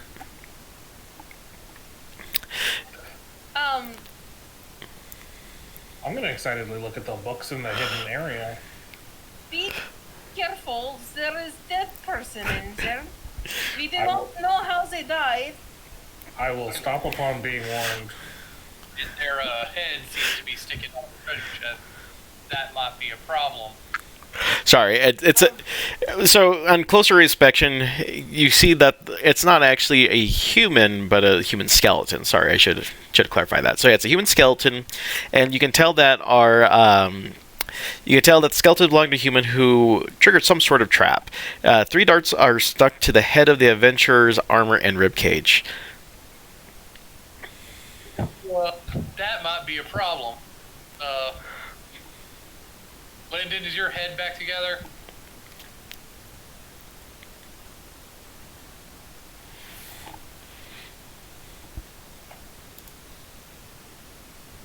I'm guessing not. Alright, well, I'm still in the other room. If somebody comes to get me, you can come get me, but... I yelled for you. Here, I'll No, just here. it's 40 feet away. Lyndon, is your head back together? What? Oh, of course, it was nothing. It was, you can kind of see him playing with his hair. He, tries to, part his hair over the scar on his head. And he turns around. Oh, yeah, sorry, I'm terribly sorry. I was having a moment there. Do we need help with anything? What did you find? Anything grisly? It looks like, yeah, there's a skeleton in here that looks like got shot by some kind of trap. So, Ooh, I don't know if you wanted to take a look-see. of course. A triggered trap already. It means I won't get hurt. Theoretically.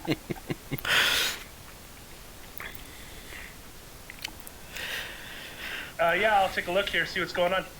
Okay. Yeah, you can go ahead and roll me just an investigation roll. While while he's working, I'll like look over his shoulder and say, "Are the books safe? Can I look at the books now, please?" I'm sure they're fine. I'm sure it has nothing to do with this trap. Cool. I'm pulling out books. Okay. Seeing what kind of hidden knowledge they hold. Yep. That's 22. Okay. Yeah, you can definitely tell that the mechanism that caused those darts to fire off has already been disabled. It seems like once it's basically a one-shot thing. So now that it's spent, the mechanism no longer functions properly. It would need to be rewound and loaded again. But you did find a letter in the skeleton's left hand as you were looking over everything. I hand the letter back to someone over my shoulder, whoever else is in there. If you want to have a read at this. Anything else in the chest? Yep. So inside the chest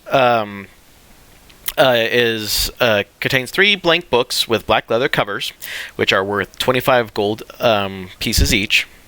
There are 3 spell scrolls. Bless, protection from poison, and spiritual weapon. There's also the deed to the house, the deed to the windmill, a signed will. A windmill referred to in the second deed is situated in the mountains to the east of Valaki.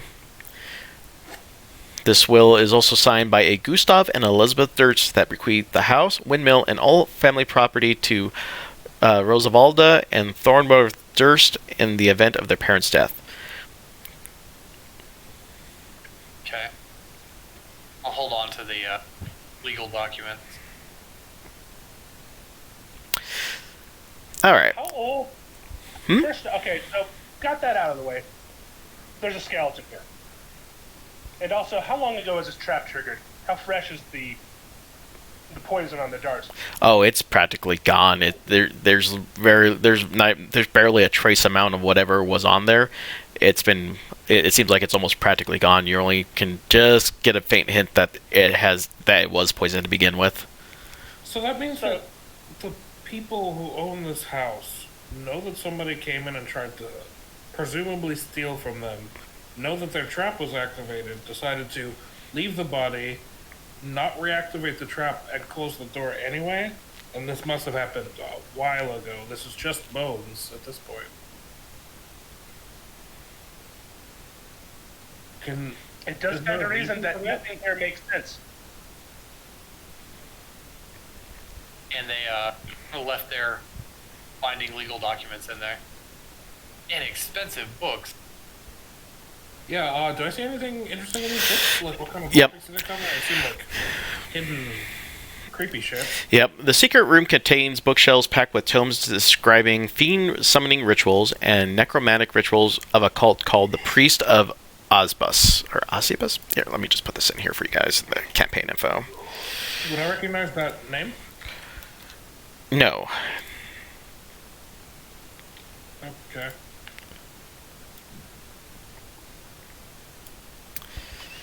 It will take you some time to actually translate and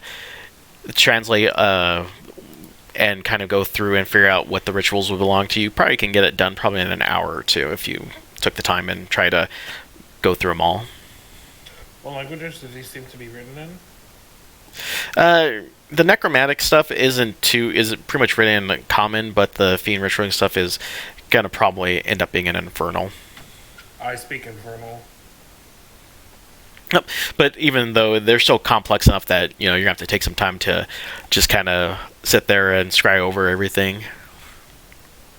Oh, in terms of like learning what the purpose is exactly, I guess. Yep. Okay. What was that letter that I passed back? Was there anything on that letter? I want to read the letter. It says, "My most pathetic servant, I am not a messiah sent to you by the dark powers of this land. I have not come to lead you on a path to immortality. However many souls you have bled on your hidden altar, however many visitors you have tortured in your dungeon, know that you are not the ones who brought me to this beautiful land. You are but worms writhing in my earth. You say that you are cursed, your fortune spent. You abandoned love for madness, took solace in the bosom of another woman, and sired a stillborn son. Cursed by darkness? Of that I have no doubt. Save you from your wretchedness? I think not. I prefer you as you are. Your dreadlord and master, Strawn von Zarovich. Is the baby alive in the picture that we saw?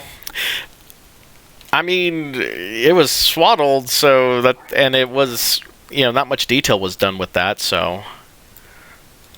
I don't think they'd paint a stillborn as a stillborn. Is there any way that you could copy and paste that into Discord so we can save it? There it is. Honestly, I wouldn't put anything past this artist. With the scorn that the mother openly showed for the third child. So. But you have a point.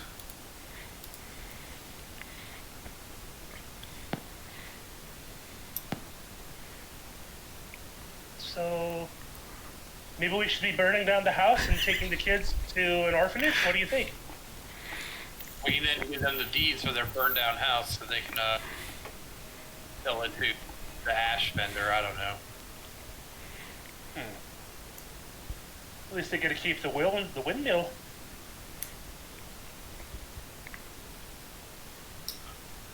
Let's keep checking. My face is in these books. What's happened and like what they were trying to accomplish. Are we taking these papers and these scrolls and these fancy books? Yeah, we'll hold on to stuff and get it to the kids. And you said, by the way, that Priest of Osebus, they were books on what now again? Let's see here. It says here that the tomes describing fiend ritual summonings and necromantic rituals of a cult called the Priest of Osebus. And that's all the information that you're able to discern from just a general overview of what you're reading. Kind of like just reading like the first page or something, kind of looking over. Okay. And I've never heard the name Osebus anywhere before. No, you have not. Vika, do you have a large bag you can carry things with? I'm obviously not one to be burdened with a heavy load. I believe I can do that, yes. Yeah, I'll take these items over to her to kind of carry for now, since she's the burliest person of us here. There is also a large woman. Yes, excuse me, I am burly. Yeah, she's also fucking big. Gigantic. Would you like have arm wrestle contest? Oh, to she's decide who is pack mule? I think she's actually bigger. She's a Gigantor or whatever they're called. Yeah, She's Goliath. Okay. My bad. I'm sorry. I forgot that you were a Goliath. How tall are you actually? 7.5 feet. Wow, yeah, I barely beat you if you count my horns. We count the horns, Vika, don't worry. 'Cause otherwise, I'm just 5 feet, and I don't like that. Then these horns, I beat her by 1 inch. No, that was my bad. I forgot you were a Goliath. So I bring the items out to both of you. If either of you can carry these, once again, I'm not very good for carrying things around, but these are items that we could possibly be giving to the children. They somewhat believe they belong to their family. These are the scrolls, the books, and the deeds. Aye. Perhaps not show letter to small child. It seems rather inappropriate. Also, I won't be giving... Like, I'm not interested in stealing the books, but I don't think we should be passing on this kind of dangerous knowledge to children. Indicating the, like, fiend summoning books. I would have to agree with you there. That's a lot to put on a kid. I'm There just is already I'm just surprised that any of you think these children are actually real still. I'm I impressed. feel like they're not. I keep thinking they're not going to be... Actually, I'm going to go back downstairs real quick and see if they're... You're gonna run down and go check on them? Yeah, I'll let everybody know that's what I'm doing first in case something pops off. Ah, yes. Sewing the cords of paranoia. There is also room here. Is there not another door that we passed? Yeah. Yeah. There's a alright. couple doors still. I'm gonna run my fastest, which is not very fast, and just go peek and come back up the stairs. Are they still there? Yeah, they're still there. They're just hanging out, and the Thorn is, Rose is, just telling Thorn he'll be all right, and she's just kind of rocking herself back and forth a little bit too. Cool. I'll head back upstairs. You should ask them about their stillborn child, brother, sister. Oh, I actually meant to. Just quick. Stillborn, I guess. Before I found out that the child was stillborn, I was going to ask, but now that I did. How old do they look? The kids, probably I would say probably about 13 and 11. Like 10 to 13 so the boys probably between 8 and 10, and the girls probably between 11 and 13. Okay. How different do they look than they do in the portrait? They look pretty much about the same. So this is a recent painting, theoretically. Yeah.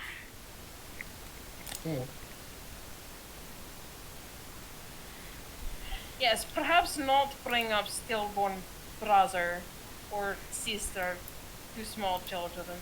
I need to meet the painter. Like, what's going on in the person's head? Assuming that they still have head, considering how they painted mother. What if the skeleton is the painter? That would be ironic. And possibly appropriate. Well, do you want to go south here and look at this double door here, or do you want me to go over to this other door that was at the top of the staircase? I think we should finish off this floor, right? There are 2 rooms on the floor. Quick question. Sure. Sorry, don't mean to interrupt. In the room, you said the guy was wearing. What was the skeleton wearing? You said he had some like armor and stuff on. Yeah, just some general. It's pretty much ruined, but it's just leather armor. But nothing else of interest. Yeah, it's just basically he's just wearing some old leather armor, and that was about it. Okay, that's all I was wondering. Alright, I guess south room? South room. Okay. Well, Vika, if you wish to do the honors again. Certainly. I will see if the door is locked. No, door's perfectly. You start turning the handle, you can feel the door start giving way as you enter in. Alright. We're going.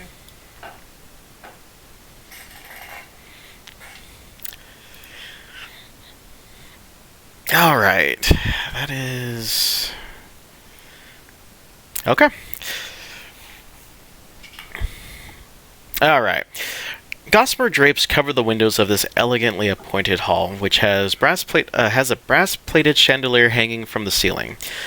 Upholstered chairs line the walls, and stained glass wall hangings depict beautiful men, women, and children singing and playing instruments. A harpsichord with a bench rests in the corner. Near the fireplace is a large standing harp. Alabaster figurines of well-dressed dancers adorn the mantelpiece. On close inspection, one of them reveals that several are carvings of well-dressed skeletons. Wait, where were the well-dressed skeletons? The mantelpiece. Oh, the mantelpiece. Alright. These Are place very strange carvings. What were you saying? Are the pictures on the walls like the family, or are they just like random pictures? No, they're just what you would get on an art gallery if you wanted to buy something of, men, women, and children singing and playing instruments. They don't have any resemblance to the family whatsoever. Okay. Yes, when you're rich, you can afford to be eccentric. I feel like these people were a lot more than eccentric. What makes you say that? Is it just the fact that they had a treasure chest with a triple dart arrow poison trap to keep some of their belongings? 3 of those books, which happened to be, I don't know, what were they, demons summoning things? Yeah, that's Potentially. the start.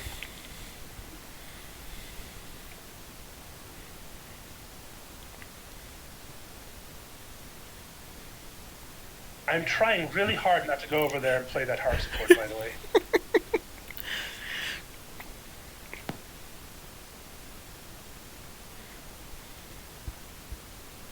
But is there anything else that we want to look around in this room for? Anything else of notice? Yes, perhaps we should investigate the instruments. I mean, is there anything else in the room? No, those were the only things worth of any interest. I mean, there could potentially be, I don't know, skeleton inside of that harpsichord, given the skeletons on the walls. Are any of the keys on the harpsichord, I don't know, unusual looking? As you look upon the harpsichord, you can tell that the keys not only look like that they're well used, but they don't really look like they have any sign of aging like you would see on other ivory type keys. They don't look like they're yellowing or anything like that. It looks like it's been kept in pretty much, pristine condition. Is the cupboard open or is it kept closed? It's closed right now. I will lift up, see if there's anything in the compartment. Okay. As you open it up, you hear a slight creaking sound, and as soon as you open it up, all you just see is just the strings in there. So there is nothing odd. No, just a well-maintained and just a well-maintained harpsichord. That's it. Right, there is nothing odd. Alright, what about this door that's on the other side? The door on the other side. Okay, let's go up here. Let me move this guy up. Let's delete this one. Alright. As you guys open up this area, and you end up seeing a pair of beds with straw-stuffed mattresses. At the foot of each bed is a footlocker. As you can tell on the sides of the place, there's uniforms that hang from the hooks.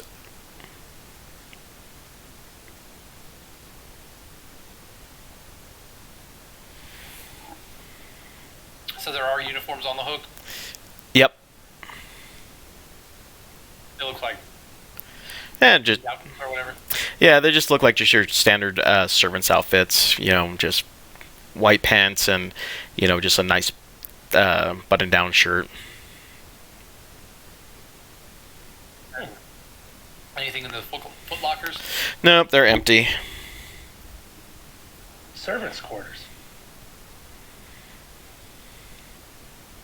The children didn't say anything about servants, did they? I don't believe No, they but did. this house seems very much more of a servant-y type house. What do we have over here? This looks like some sort of closet. Yeah, you just find just more servants' clothing in there. Seems like half of them clean, the other half look like they're ready to go in for laundry. All right. Right, Quinn. So this is the chance that we have. I could take this dumbwaiter up by myself and scout the place all by myself from the inside out. Or we can just go up the staircase. Yeah, I'm we fine can go either up the way. staircase. Let's do that. All right. I think we found everything there is to find on this floor. Let's check the third, which is where the kids said their bedroom was, though, where they heard the screams. Alright, so we're going up to room number 11. Once again, making a stealth check to go up there. I'll go up first just to see what I can see, if anything. Okay. I've just got to figure out which piece is what. Should be this one? Yes, this one.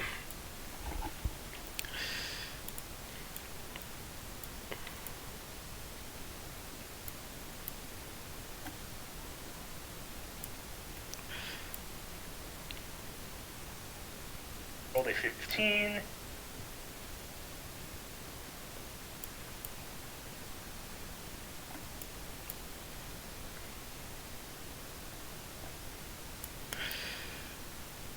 Okay. All right. So yeah, you end up stealthily going up the way there, and I probably should just make another. That's fine. It's just the dumb system. All right. Yep. As you ascend up to the next floor, you end up coming across just another. You end up coming up on a dusty balcony. There's a suit of black plate armor standing against the wall, draped in cobwebs. You still see that there are oil lamps on oak-paneled walls, which are carved with woodland scenes of trees, falling leaves, and tiny critters. You said cobwebs on this. There haven't been cobwebs on anything else we've seen, right? Nope, this is the first time you've come across something like that. Okay. So nothing else that's no threat up here immediately? Yeah, immediately there's no threat. I'll bounce a ball bearing down the stairs so people know it's safe to come down. There's fucking ball bearings going down the stairs. And now Vika trips over ball bearing and stumbles downstairs in comical relief and summons all the demons. It's one ball bearing, not 4 ball bearings. Rules are not made for traction on stairs. Alright, so entrances, exits. Yep, so you see... We need to work out a way to communicate with each other when I'm clearing a staircase. I thought that would be a clever idea. We should probably talk about these sort of things beforehand. I am quite sorry. But this place seems clear. Alright. Though I am worried about these cobwebs. Alright, how close are you getting to that piece of armor? Oh, snap. I feel like my sword... Did I smell it? That is an odd thing to say. I will probably poke at some of the cobwebs with the butt of my weapon, since it's the first time we've seen something like this. Alright, That sounds like a Pika thing. alright, are you guys all going up at the same time, or are some of you hanging back before you prod this thing? I'm just creeping up at the very back behind everybody, but not like close. I'm gonna kind of keep my distance. I want to touch it. If you want to touch, then go right ahead. I will step away. Alright. Okay. I am in this square right here. That is on top of Quinn, apparently. Whatever this square is where I'm at. Okay.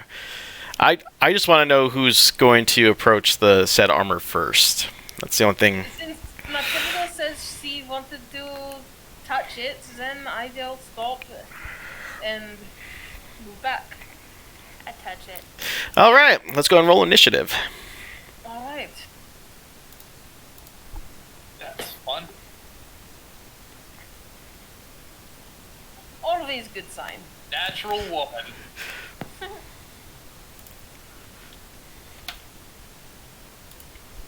This bodes well.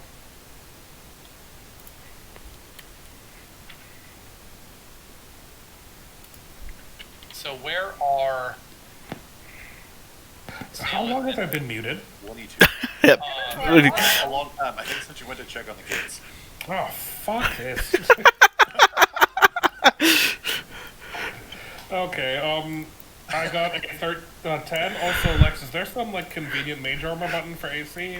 Or do I just have to, like, remember, or, like... I went to the thing and I got like someone made like a pre-made thing in the Yeah, I was looking for something in terms of, like, a custom armor homebrew or something like that, was what I had in mind. They made it under like wondrous items. Hang on, it might be there because I added it to my own homebrew thing. Yeah, it's under add spell effects, mage armor. Yeah, that sounds right. Like, under equipment? Like, custom Yeah, items? go to equipment, manage equipment, and then add items. Alright, we're loading. We're peak D&D time right now. So Yeah, and then I'll just wait. type in mage armor and it'll pop up and add it, and then equip and unequip as needed. Cool, thanks. Alright, so I've got everyone's initiative, so the first will be Parrot. I guess first the question is, yeah, I'm back here. What exactly do I hear going on at this point? after she touches it. You hear just a... Would you actually, yell when you start seeing the armor move, Matilda, or would you actually keep your cool about that? I would keep my cool, but I think I would let out, like, kind of a little bit of a spooked sound, so... I mean, I wouldn't, like, freak out. Okay. I mean, I'm like halfway up the stairs, trying not to be like noticed. So I don't know, is that close enough? Yeah, I would say so. I mean, it's a pretty quiet and concise staircase, so it's not like, you're more than probably 10 feet down at best. Well, here, just for understanding. I'm basically like right here. But, and I can tell at this point everything, like, this is hostile, then I've heard her, and I can tell something hostile's going on. Yeah. This is a terrible time for me to get initiative.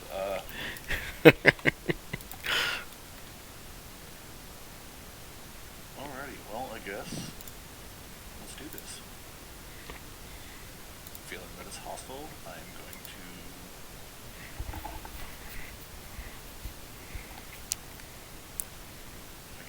walk up to be with basically just in eyesight. I don't want to get up above where it's like crazy because we're not too far away. It's like what, 10? Yeah, the square's about 5 each, so I'm gonna have to see about if I can do something about your guys' tokens and make them a little bigger.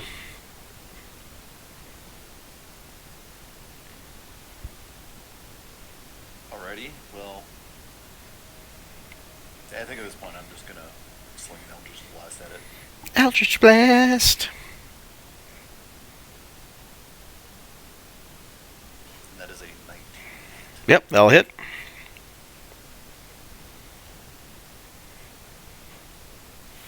Really? 1 damage. Oh, okay.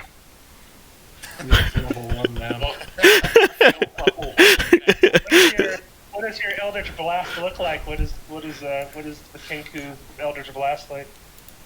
That's a good question. A ball of swirling energy will come out of my orb, and I'm gonna call it like a bluish purple energy that's going to kind of beam towards and tickle him.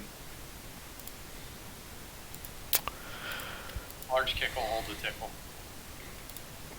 You're not doing nothing but buffing his armor. Stop making him Symir. Oh, the parrot just randomly attacked this piece of armor.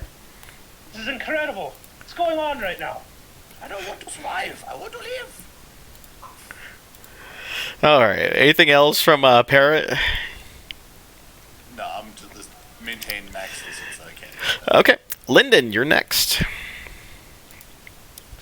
So what's going on? This armor allegedly did it move? Yeah, it moved and it's in a striking pose.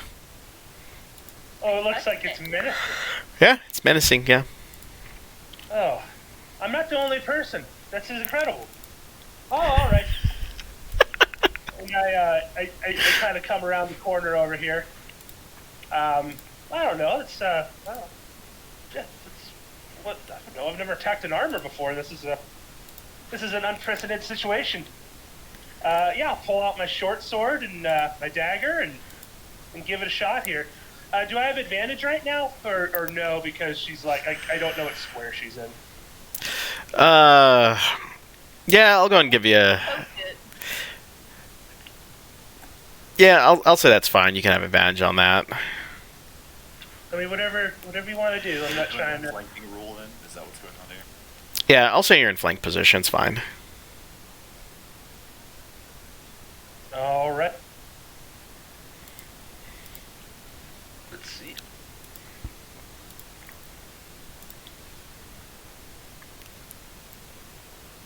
I did that thing where I didn't roll with advantage, so ignore this first roll here. I don't know. Who knows?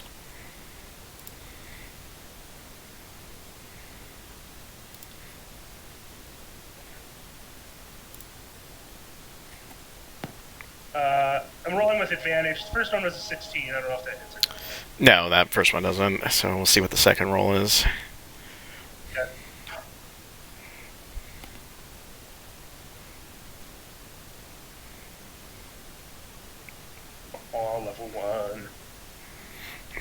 to be level 1. Alright, well, 15 does not hit either, I'm pretty sure. Yep. And then I'll use my bonus action to use my dagger, my offhand. Using 2-weapon fighting. Only roll a d4 damage if I hit here.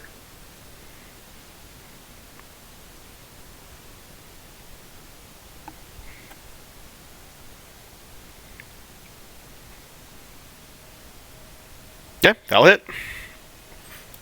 Yes. I rolled a 24 this 24's Okay, good.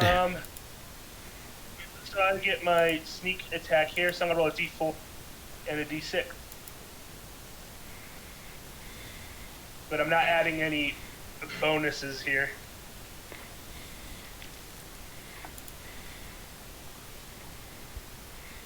Trying to keep up with the theme of rolling ones here. I rolled 4 damage total. Boom. Yeah.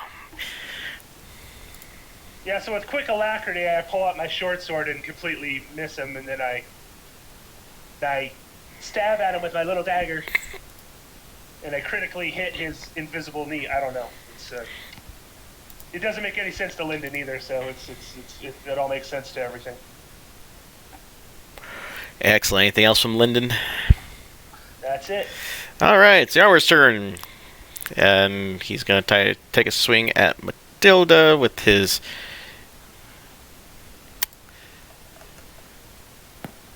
All right. Does a 15 hit Matilda? Oh, that is my AC. Oh, okay. All right. 4 damage to Matilda. Starting off great. Okay, and then it gets... Really? It has multi-attack? How the hell is that a... Alright, whatever, it's what... Second attack. Okay, that'll miss. It's a 10. Okay, that's all the armor's turn. If I saw it swing at Matilda that quickly, I'm Yeah. not leaving these stairs. Yep, it's your go anyway. If I peek my head up over the stairs, does it seem like there's somebody occupying this suit of armor? Nope. As far as you can tell, in the gaps of the armor, there's just nothing in there.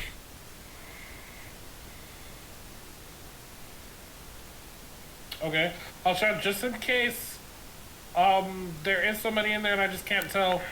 It doesn't have to end this way, and I cast Toll the Dead. I feel like I've seen that spell before. Wisdom 15 save. Wisdom 15. Okay. Oh, and it's missing hit point. Yes. It's got a 15. Freaking course. Fuck. That's what I said. You do nothing. My whole turn. I shout, I think I hit it, and then go back to the stairs. Okay. Also, real quick. Yep. If this takes a whole action, then you can tell me to go fuck myself. But do we hear anything coming or rustling in response to the sounds of combat here? No. It's just everything's focused in this. It's still quiet otherwise, but it's just in this particular room. Okay. Anything else? Nope, that's my time, thank you. Vika. Each of these squares are 5 feet, yes? Yeah. Alright, I pull out my glaive and I try to stab the suit of armor, I guess trying to stab at it past Matilda. Okay.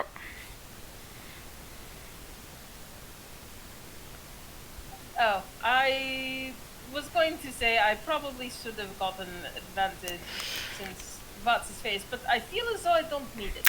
Yeah, I say that roll's pretty good. Alright.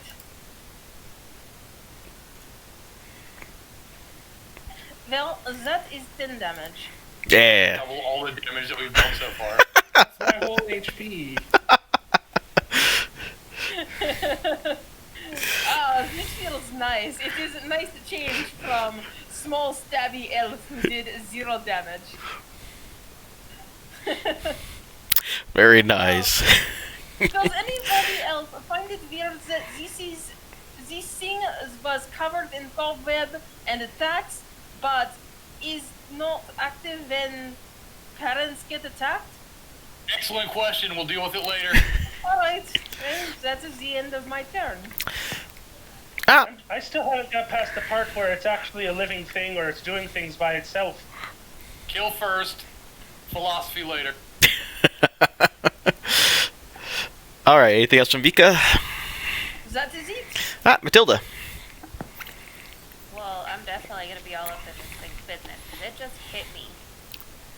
So I'm gonna hit it back. All right. Roll with advantage. Nat 20. Oh my god. Nice. Yes. Holy crap. For her 8 damage. With a 1 and a 2. Oh, Ah. oof. I could have dealt without raging. What? Maximum damage would have been 29. You deal. Yeah. Excuse me? She rolled 2 12s. And She could have was dealt raging. 29 damage. Yeah. With raging would have been 31. Yeah. Oof. Every time these two brawnies swing, I win because I'm like, oh, that would have killed me. That would have been my life. But this is good. You have us in front and we protect.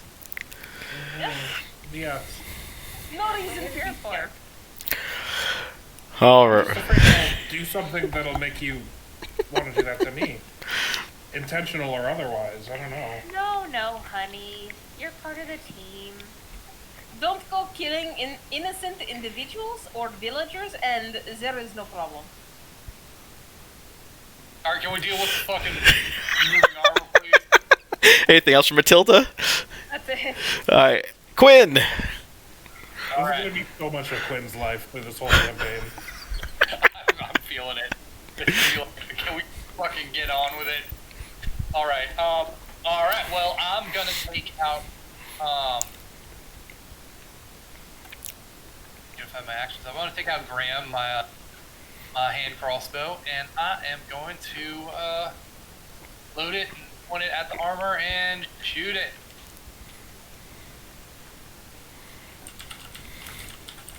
That is a 23 to hit. That'll hit. Keeping in with the ones, that is 5 points of damage. Wow. I feel the magic tonight. Bonus action, hand crossbow master attack. Attack again with my hand growth. That is a 16. That will miss. Alrighty. Alright, well, I will stay back here on the stairs, keeping my eyes on it, but, yep, that's me. Alrighty. Back up to Parrot. I'm gonna maintain my vigilance and stay just out of sight and fling another one, hopefully less tickly.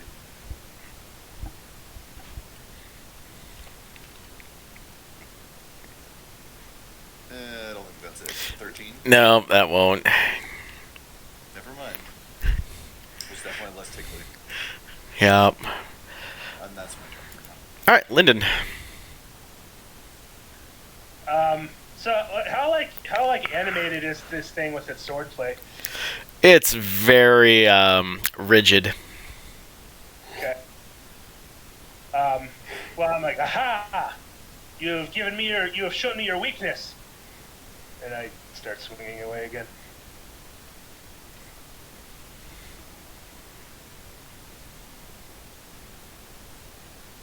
If I can figure out how to do this, oh my god.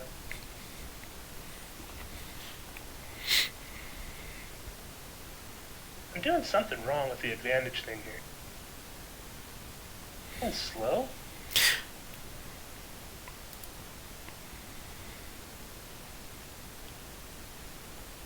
That's 7. This is the first attack for advantage. I'm sorry, I should be rolling these at the same time. You're good. It's taking forever.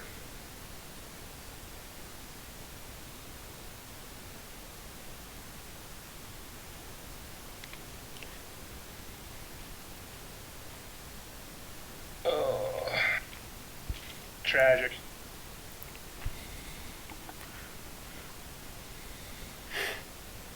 Oof. All right, and then my bonus attack. I did do that with advantage. I don't know what's going on. It's taking forever for the stuff to come up, Yeah, it's... and of course I do it. It's weird because I rolled a 20 and a 1. and I don't know why that is. Yeah. I'm good. Yeah, I don't know. I don't know why that is either. Oh, damn. Holy crap, man!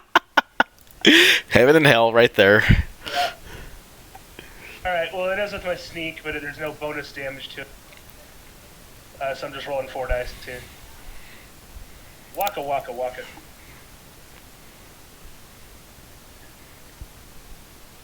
Yeah, we're sticking with the theme. It looks like.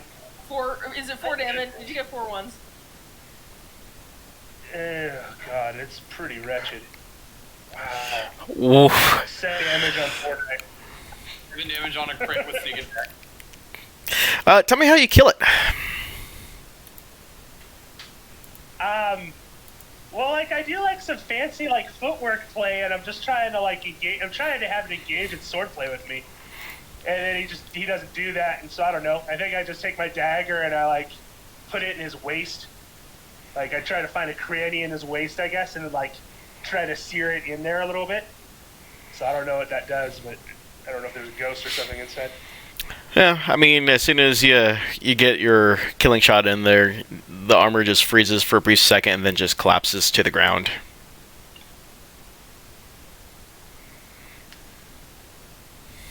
I now completely question if I was fighting a real thing or not. Because that thing just fell apart. That's kind of weird, isn't it? There are many weird things in this place. I think if any of us can attest to it, Matilda can attest that it was a real thing. Yes, it hurt me. You do seem to be bleeding a bit there.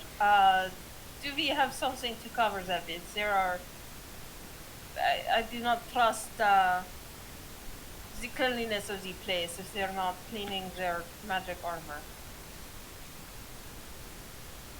Do not want infection. They don't even clean up after their traps that kill people. These people, they clearly fired their help. Cleared out pretty good too. I still find odd that protective armor suit did not come alive and protect parents when parents get attacked by monsters. Yes, I mean, those were monsters. All I did was poke it. Maybe the monsters didn't touch it? They got killed by the armor. I don't know. It just seems that it's poor design. Are there signs of bloodshed anywhere? No, there's not. Aside from the small drops that came from Matilda, there is nothing other than just the floor itself, which is a bit dusty, but no signs of struggle or movement. Aside from the steps you made, there's no other foot patterns. The floor is dusty, yes? Yep. Then how did children hear parents outside door? They heard them on third floor, yes?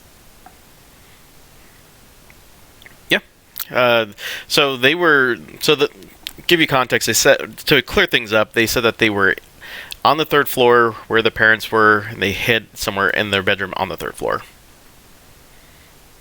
But their parents were on the third floor, right? Yeah. Okay. Well, there's a couple doors down here. We should have to take a look. Yeah. Mika, do you want to have your way? Certainly. I will try to open door. Are we starting south this time? Is that what this is? Sure. No. South it is. South it is, K. Oh, hold on. I guess before we go looking, do any of these doors say anything? Like, do it say mom and dad or children's bedroom or anything like that cute on the door? No, it just seems like there's... Oh, wait, hold on. Oh, damn it, this map's inverted. Okay, never mind. I think I need to double check something here on this map real quick. So you guys are going down to 15A. North is then North Door.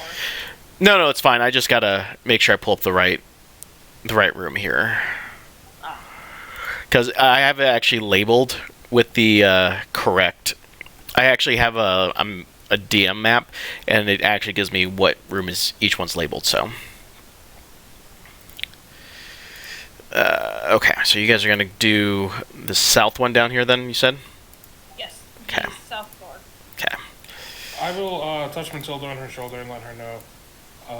I know you're hurt, but hold on for now, just in case anything worse happens. But otherwise, I've got you. Thank you.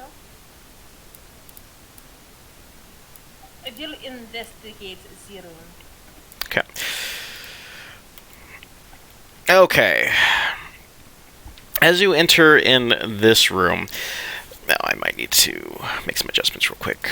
Let's see here.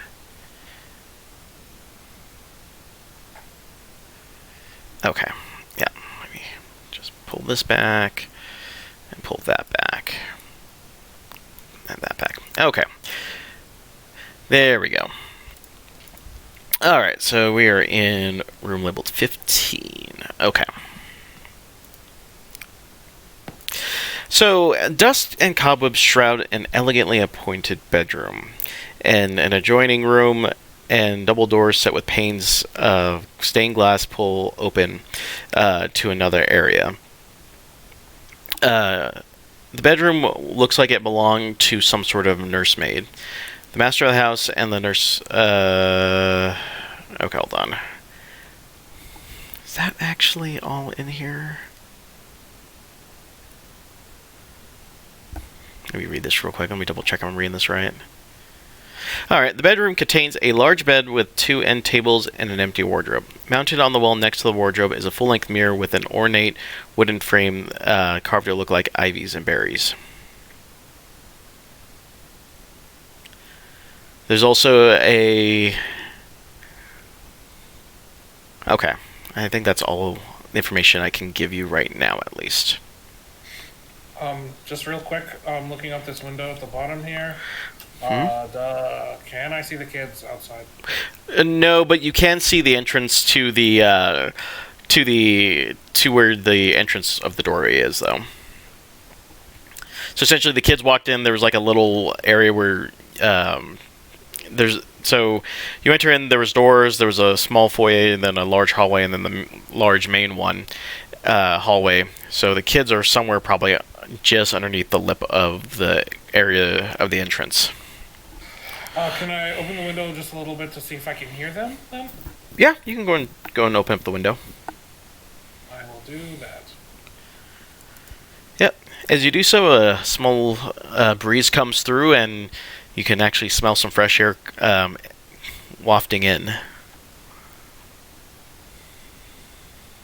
Cool. Can I hear them talking to each other, or comforting each other, or crying, or whatever kids do? You can go ahead and roll me a perception check. Cool. Whatever kids do. 17. Yeah, you can make out some small whimpers below you. You can't really tell what they're talking about, but at least you can make out some sounds from underneath. Okay, I'll turn back to everyone and say the kids seem to still be fine. You said the wardrobe was empty? I'm sorry, say that again? The wardrobe was empty. Yep. Alright, then I suppose I will investigate. This is closet or something else. Okay, let me see here. Okay. This one here, delete. Yep, as you exit out, as you open the door, you just see just a large balcony that extends out a couple of feet.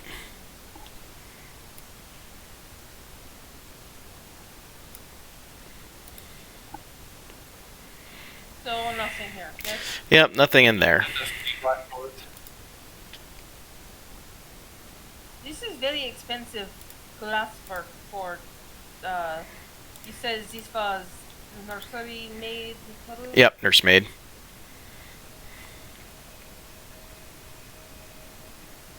This is a very large room on the top floor for the hell. On the floor it goes right up. So there's no floor up top. Oh, The fourth hell? floor. Okay. And we're talking about the help that doesn't exist anymore. Because you might remember that these children are a little bit older. And the other child was stillborn, apparently. 8 years old or so is still fairly young.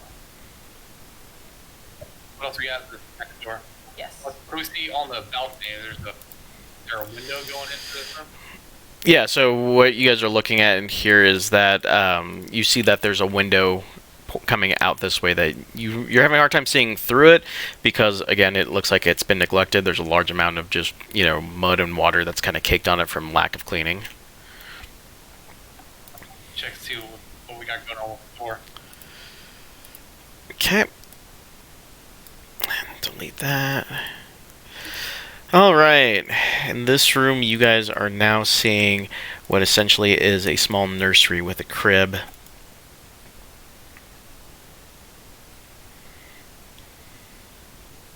Alright, well, crossbow and shaking. I'm gonna go and examine the crib.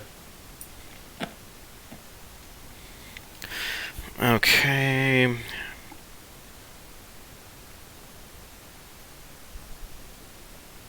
Okay. As you enter in the room, you see a baby-sized bundle lying in the crib. What the fuck?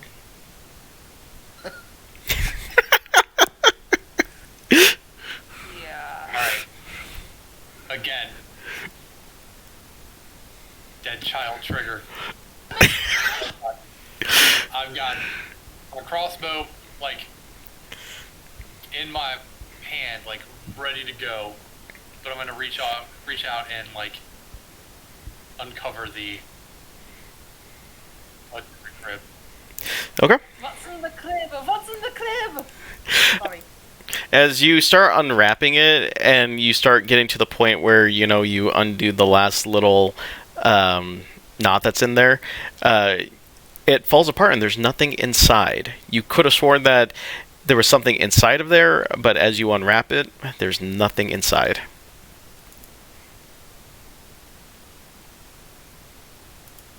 What Just kind of like twisted motherfucker?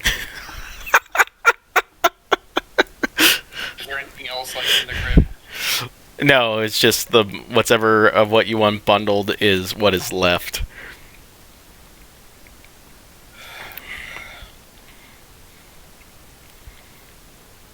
So it's just completely empty. There is no Wait, how are we doing in there? Good.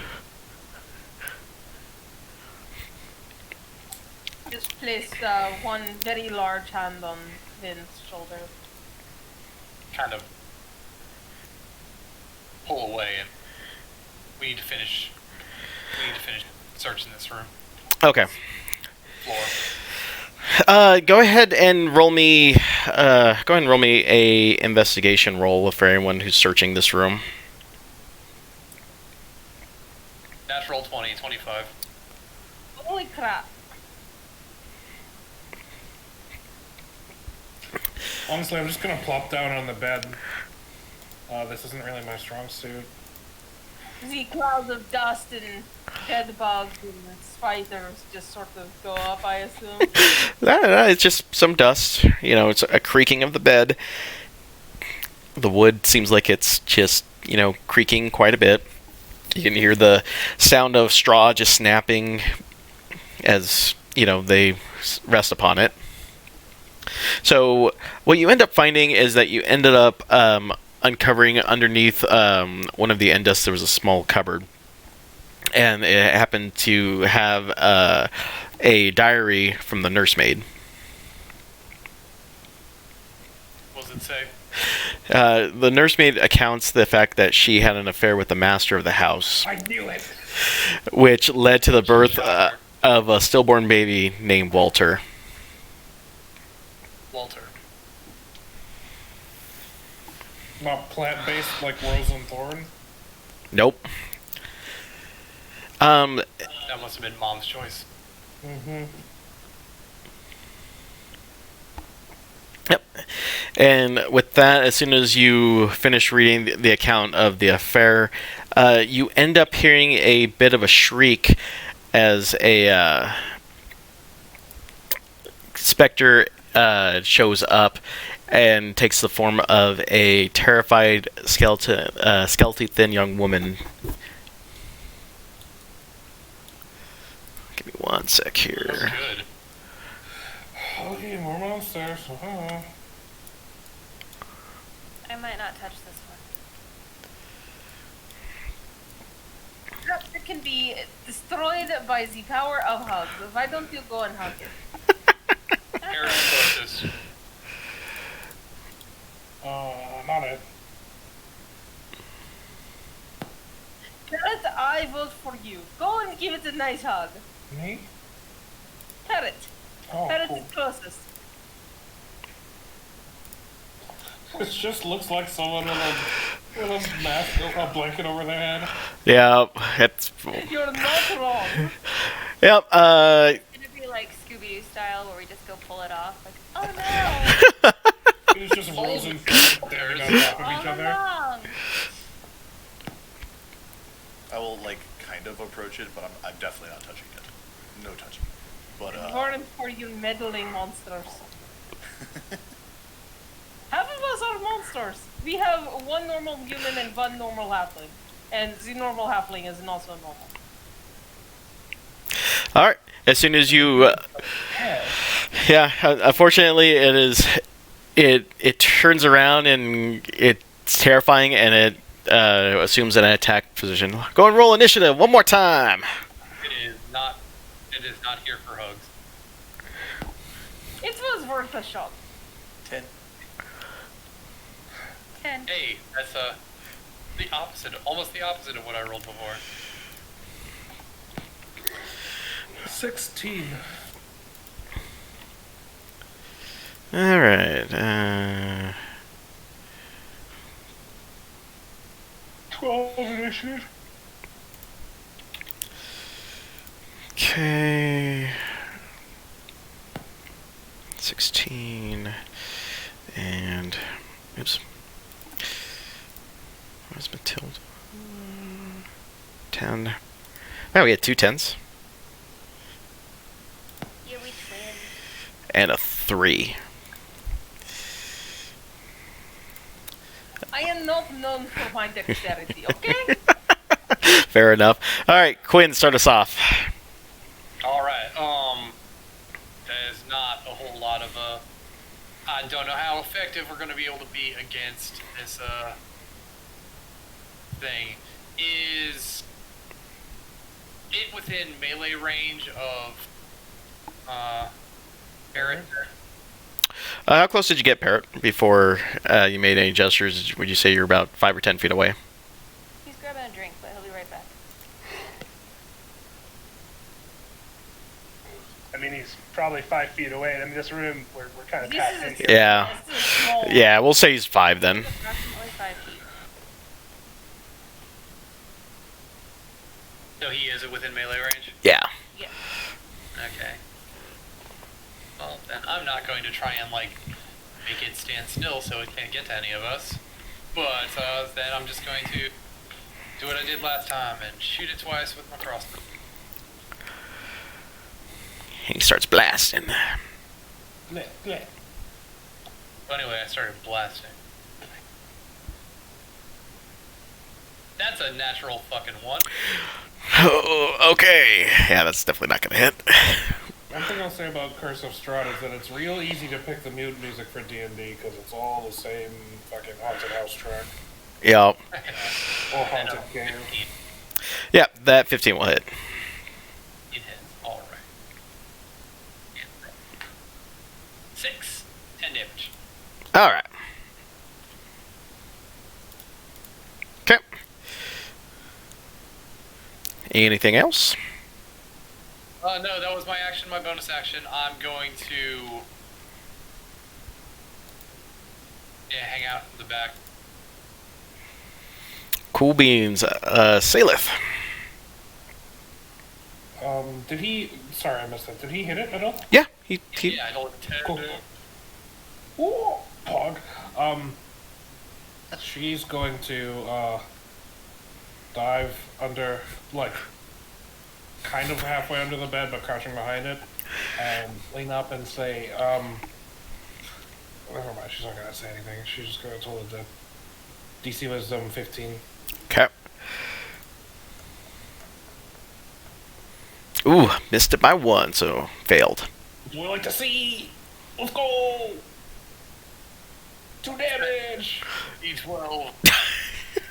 Damn. But it's radiant damage. It's Right? necrotic damage. Oh, it's necrotic damage. Oh, it's necrotic? Only Okay. I had grinding bolt, so I took mage hand. Go ahead and Back to him under the bed. go ahead and roll me a perception check real quick. Who? Salith. 9. Okay, never mind. All right, Lyndon. Well, is anybody gonna try to talk to her and like to not have her attack us? I mean, tell her everything's okay. I know, was literally gonna do that, but it. Well, you this can go up and seems have a fucking possible. conversation with Ghost. Do it at your own leisure. I have no problem. You do that. I'll Yeah. I was just making sure we're all on the same page of not asking questions all the time, and we should probably. And I pull out my short bow and I just take a shot. I'm crouched behind the bed, by the way. Okay. I do not have damage, but someone is within 5 feet, so I do have sneak damage on this. Let's see what happens.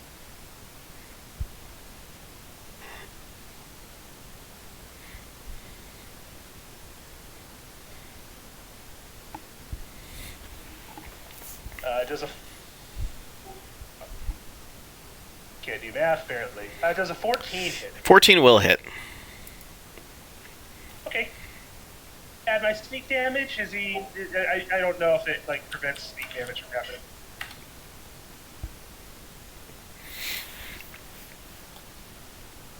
I'm sorry, say that again? It doesn't prevent sneak damage from happening, does it? Spectral or whatever. I don't think it should. No, it doesn't. It doesn't have immunity for sneak or anything like that. So. I don't know if there's any mechanic that does that other than like. I'm probably getting confused with 3-5 so. Yeah. So that looks like 8 damage plus 3, so 11 damage total. Okay. And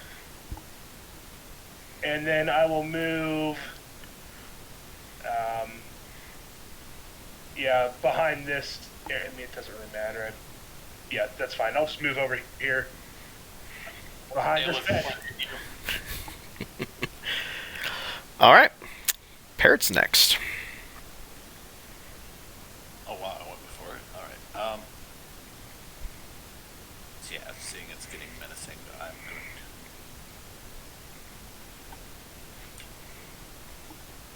Yeah, definitely going to run kind of back behind these guys as much as I can. Try and hide and wing an Eldritch Blast. Oh. Did it take an attack?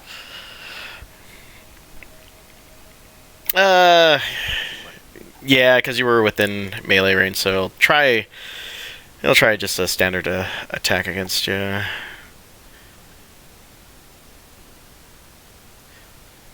Really? Is there just no... Okay, well, let's just try this out. Oof. 15 hit you? Parrot, does 15 hit you? I'm not muted. Can you hear me now? Yeah, there you are. Huh, I wasn't muted before, but yeah, it hits. Okay. Alright, go and make me a con saving throw.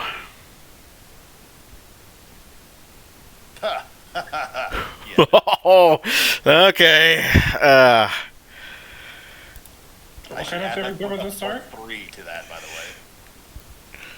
Okay, yeah, you just see her... Yeah, you know what? I'm not going to roll that damage. I'm just going to do... I'm just going to...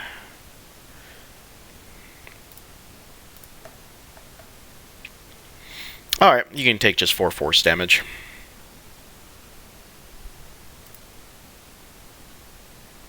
Okay, and then I'm shooting. Yep, go ahead and shoot. Never mind. No, I'm not. I'm rolling that Whew. one. Good lord. I'm rolling hot today. Alright, anything else? No. Okay, Matilda! How far away are we from this thing? Not very. 5, 10, 15, 20, 25 to be in melee range. Okay.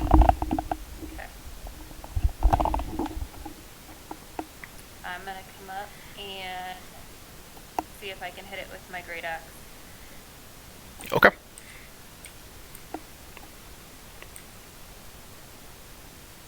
Hit with axe 26. is the purest form of combat. Yep, that'll hit.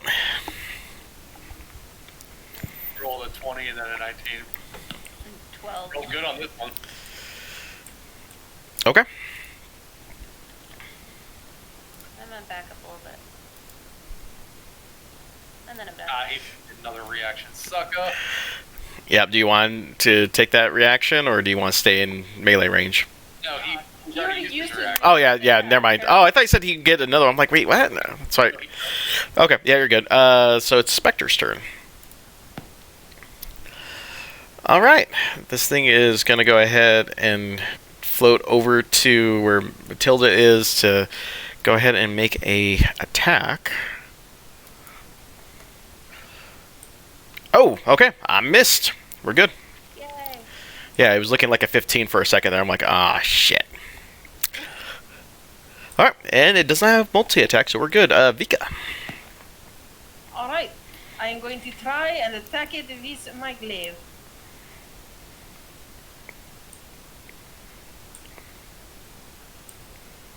Uh, 13. That'll hit. Excellent. That is 14 points of damage. And that's enough to kill it. Tell me what you do. Alright. Here we go. After I cut it with my glaive, I'm going to run forward and ram it with my horns.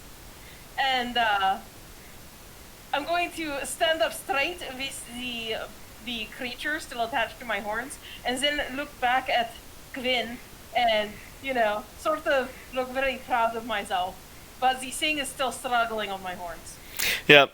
As soon as it takes enough, it just becomes ectoplasm and just spreads all over you, and it starts evaporating within a few seconds after that. Alright. Do it. Well, now my horns are rather nasty. I was just about to say, I've never seen a ghost struggle for life before. It felt kind of weird, like jelly. It's very unpleasant. I sort of go into the corner and shit. I give myself a good shake like a dog. Try to get some of the jelly out of my my fart and my mane. Yeah, I mean, it. Yeah, instead of circle and go, peanut butter jelly, peanut butter jelly.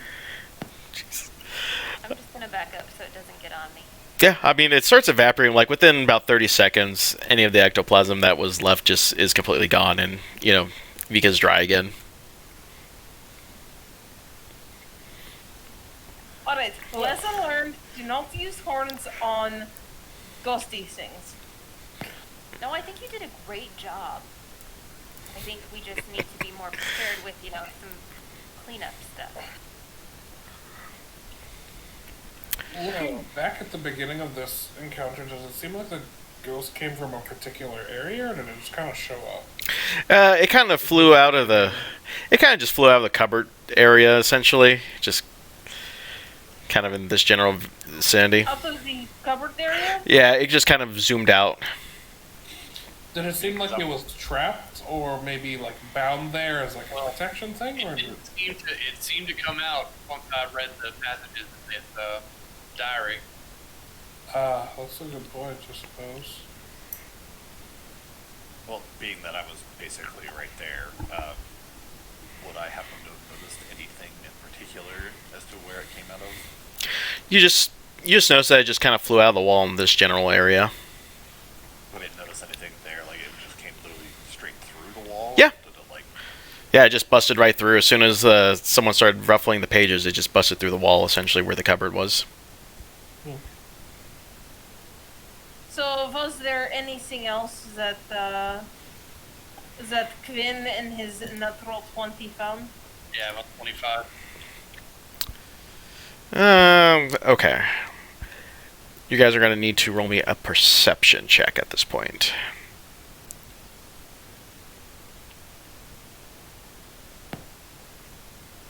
Yeah. 15. 21 was a natural 20. Oh, there's your nat 20 right there. Yeah, that would have been useful a little bit ago. It's not a problem, he's dead, and now we move on. Team. Okay, so anyone... Okay, so a couple things. As you guys are re-inspecting the room, as you guys search for different things, you guys notice on the mirror that there are eyeballs among the berries. And as soon as you catch that, you can tell that the mirror moves. I'm sorry. Yeah. Okay. No, proceed. You good? Yeah. It just caught me off guard. Okay, yeah. The mirror that was sitting right here, as you inspect it a little bit more, you can see that there was eyeballs among the berries, and then those with a 15 or higher can tell that the mirror itself is not fixed to the wall, that it was just hanging. And as you do, you notice that it reveals a passage. Alright, what are we Yup, stairs? They go up or down? they go up. Do we wish to go up or finish looking at this level?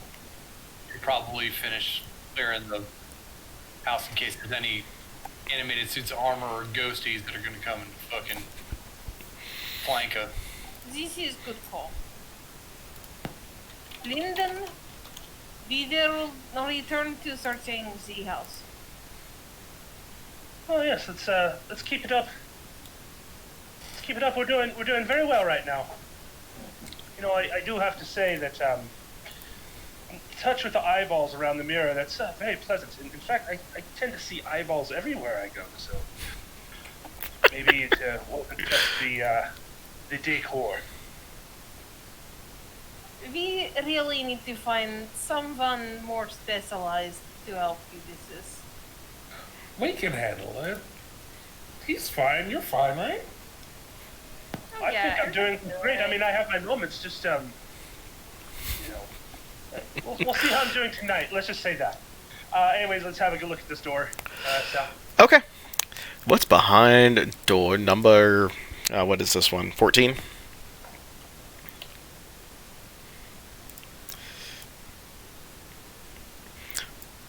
Alright, as you crack open the door, what you end up uncovering is a large amount of shelves that line the room on both sides. A few of the shelves have folded sheets, blankets, can even make out some old bars of soap, and you just see a broom in the back of the room. It looks all too normal in there, so we should probably just move along. All right. I can't help myself. I'm going in. Alright. Some waiter in there. As you approach towards the back of the room, you see that the broom springs to life and menacing goes towards you. Seriously? Yeah.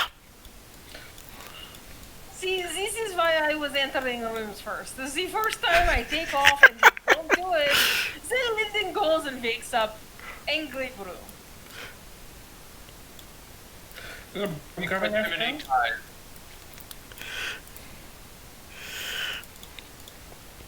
tired.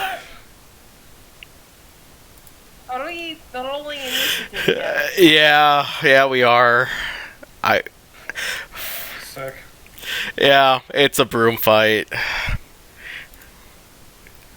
Ah, damn it. Alright, everybody. We are fighting a stick with straw attached. This is the hardest fight yet. I got a fucking crossbow. So we will be killing stick made with straw with stick made with feather. Let's see which element is more powerful, straw or feather. God, this module, man. Even I have to go, what the hell?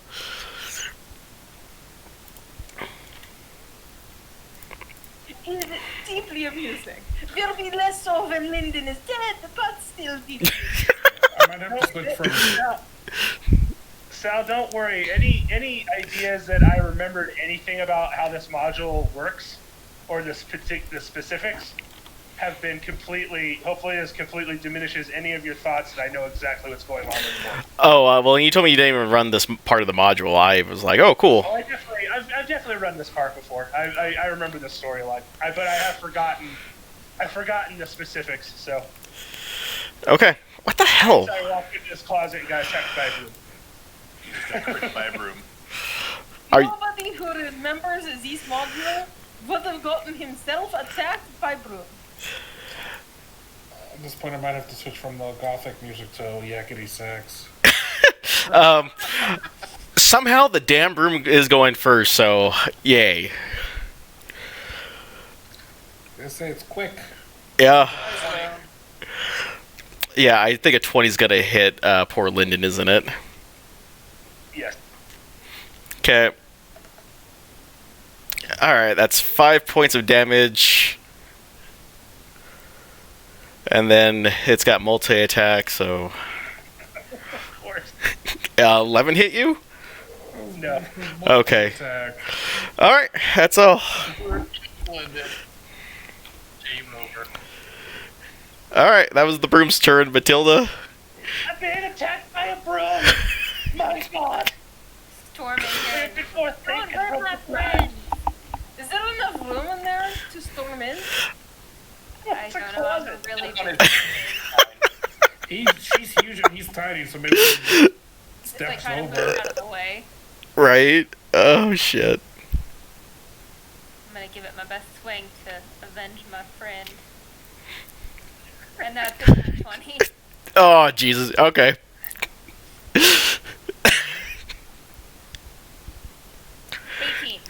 Tell me how you snap this poor broom. I'm just gonna take it and like take my great axe and hold it over my head as best as I can in this closet and just whack the crap out of it and say, "Don't hurt my friend," Yeah, you just... as I repeatedly like turn it into splinters. It's very Sorcerer's Apprentice, I'm sure. Yes. Yeah. Yeah, I mean, poor, yeah, I mean, Lyndon just sees what was a modest broom get turned into just pretty much, wood chips. You're very good at this. Were you lumberjack before? Kind of. I mean, I had to keep up with my brothers, so I didn't really have a choice. No, I had no doubt that you were very good at your job. Thank you. This is the weirdest spin-off to Fantasia. Oh, shit. Oh, that's what you meant for. Get him out of the closet. Furious trying to find the gift, and you beat me to the joke. I didn't realize Sorcerer's Apprentice was Fantasia. For some Are you- reason, it didn't click. As soon as Matilda leaves, I just sit there and look at the broom, and then I look above me on the closets, like did that broom really hit me? Maybe it was just something that fell off the roof. The broom couldn't possibly have hit me. That might have been a bit of an overreaction, Matilda. I'm sorry if I think I misled you. It just doesn't make any sense. Why would a broom attack me? Something must have fallen. I'm looking Perhaps you around were the careful. closet. Oh, shit.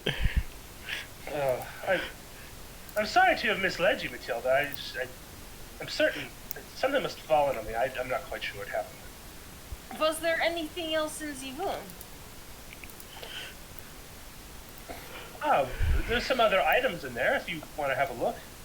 I'm sure there could be something for you.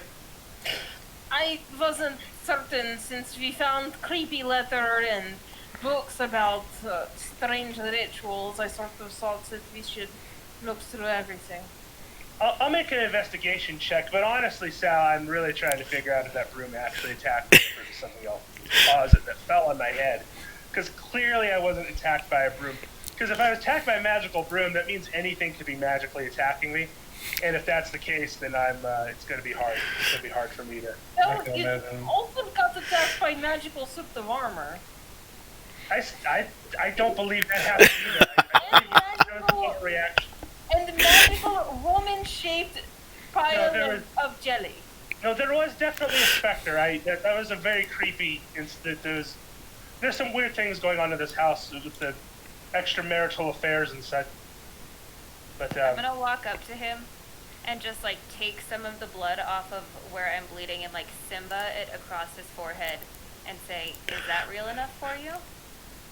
What the fuck? I forgot the real one.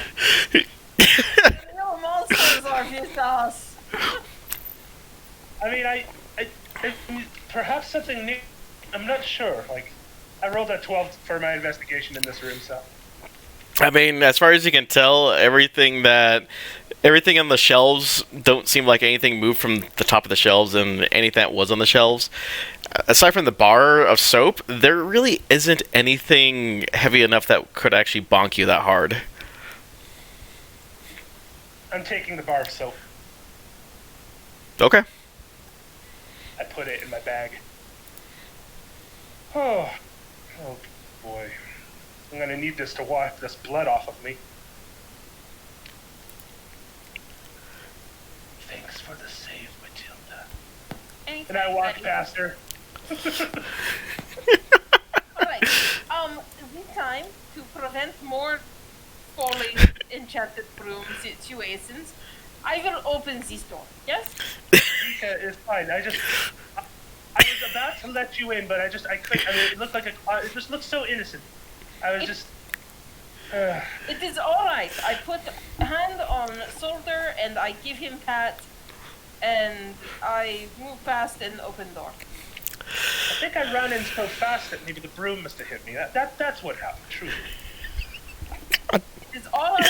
You do not need to justify strange attacking broom.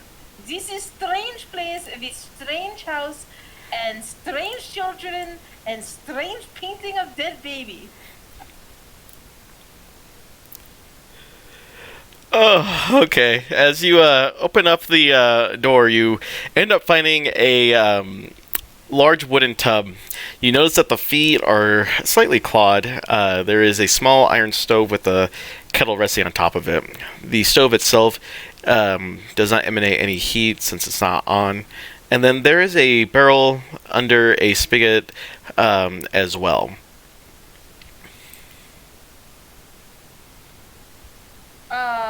The water from the spigot. Does it look like normal water? Yeah, it looks like it's mostly just rainwater, so it's not exactly the highest quality, but it doesn't look any different from any water that you might find, falling into a barrel outside or anything like that. Anything else strange in this room? No, it's just, just a standard washroom. Alright. So, last room on the floor. Alright. And open sesame.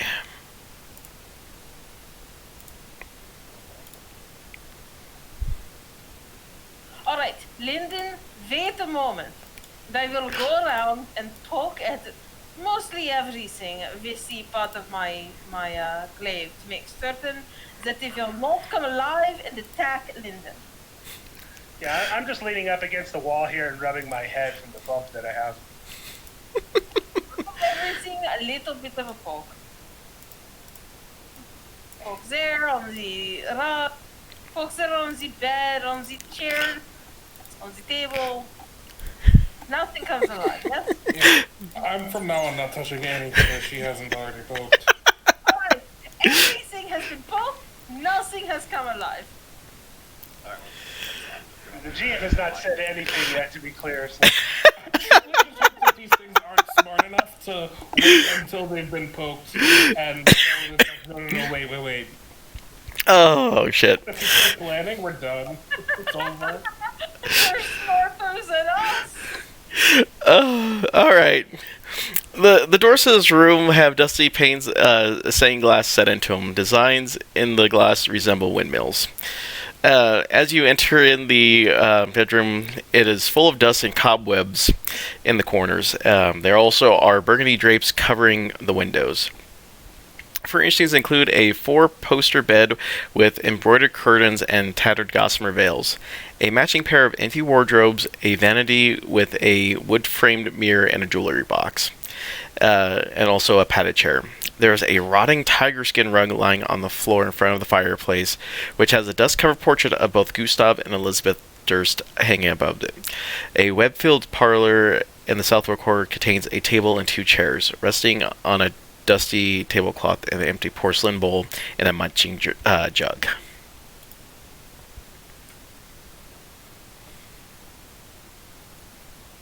Oh, this does not look like somebody has been staying in it. Oh no, looks like it's been abandoned for quite a while. But there was fresh food in the kitchen. That is correct. I don't trust these children still. I just want that to be known. Yeah, I don't think anything in here is what it's meant to look like. Quinn, you have the, good luck in other rooms. Do you want to look? Sure, I'll take a look around. I sit on the nice chair. Yeah, After I poke it again in front of you to make certain that it will not come alive. 14. yeah, there's really nothing of note in this room. Essentially, you just see the same dumbwaiter system that you've seen in others, and aside from that, everything looks like it's just been neglected for a good long while. You mentioned a jewelry box? That is correct. I'm assuming that's over here. Could I, open that? Yep. The jewelry box on the vanity is made of silver and gold filigree, and it's worth 75 gold pieces. And inside it contains 3 gold rings worth 25 gold pieces each. And then there's a thin platinum necklace with a topaz pendant on it that's worth 750 gold pieces. Do I notice anything fishy around that? You can roll an arcane check. Hell yes, I will.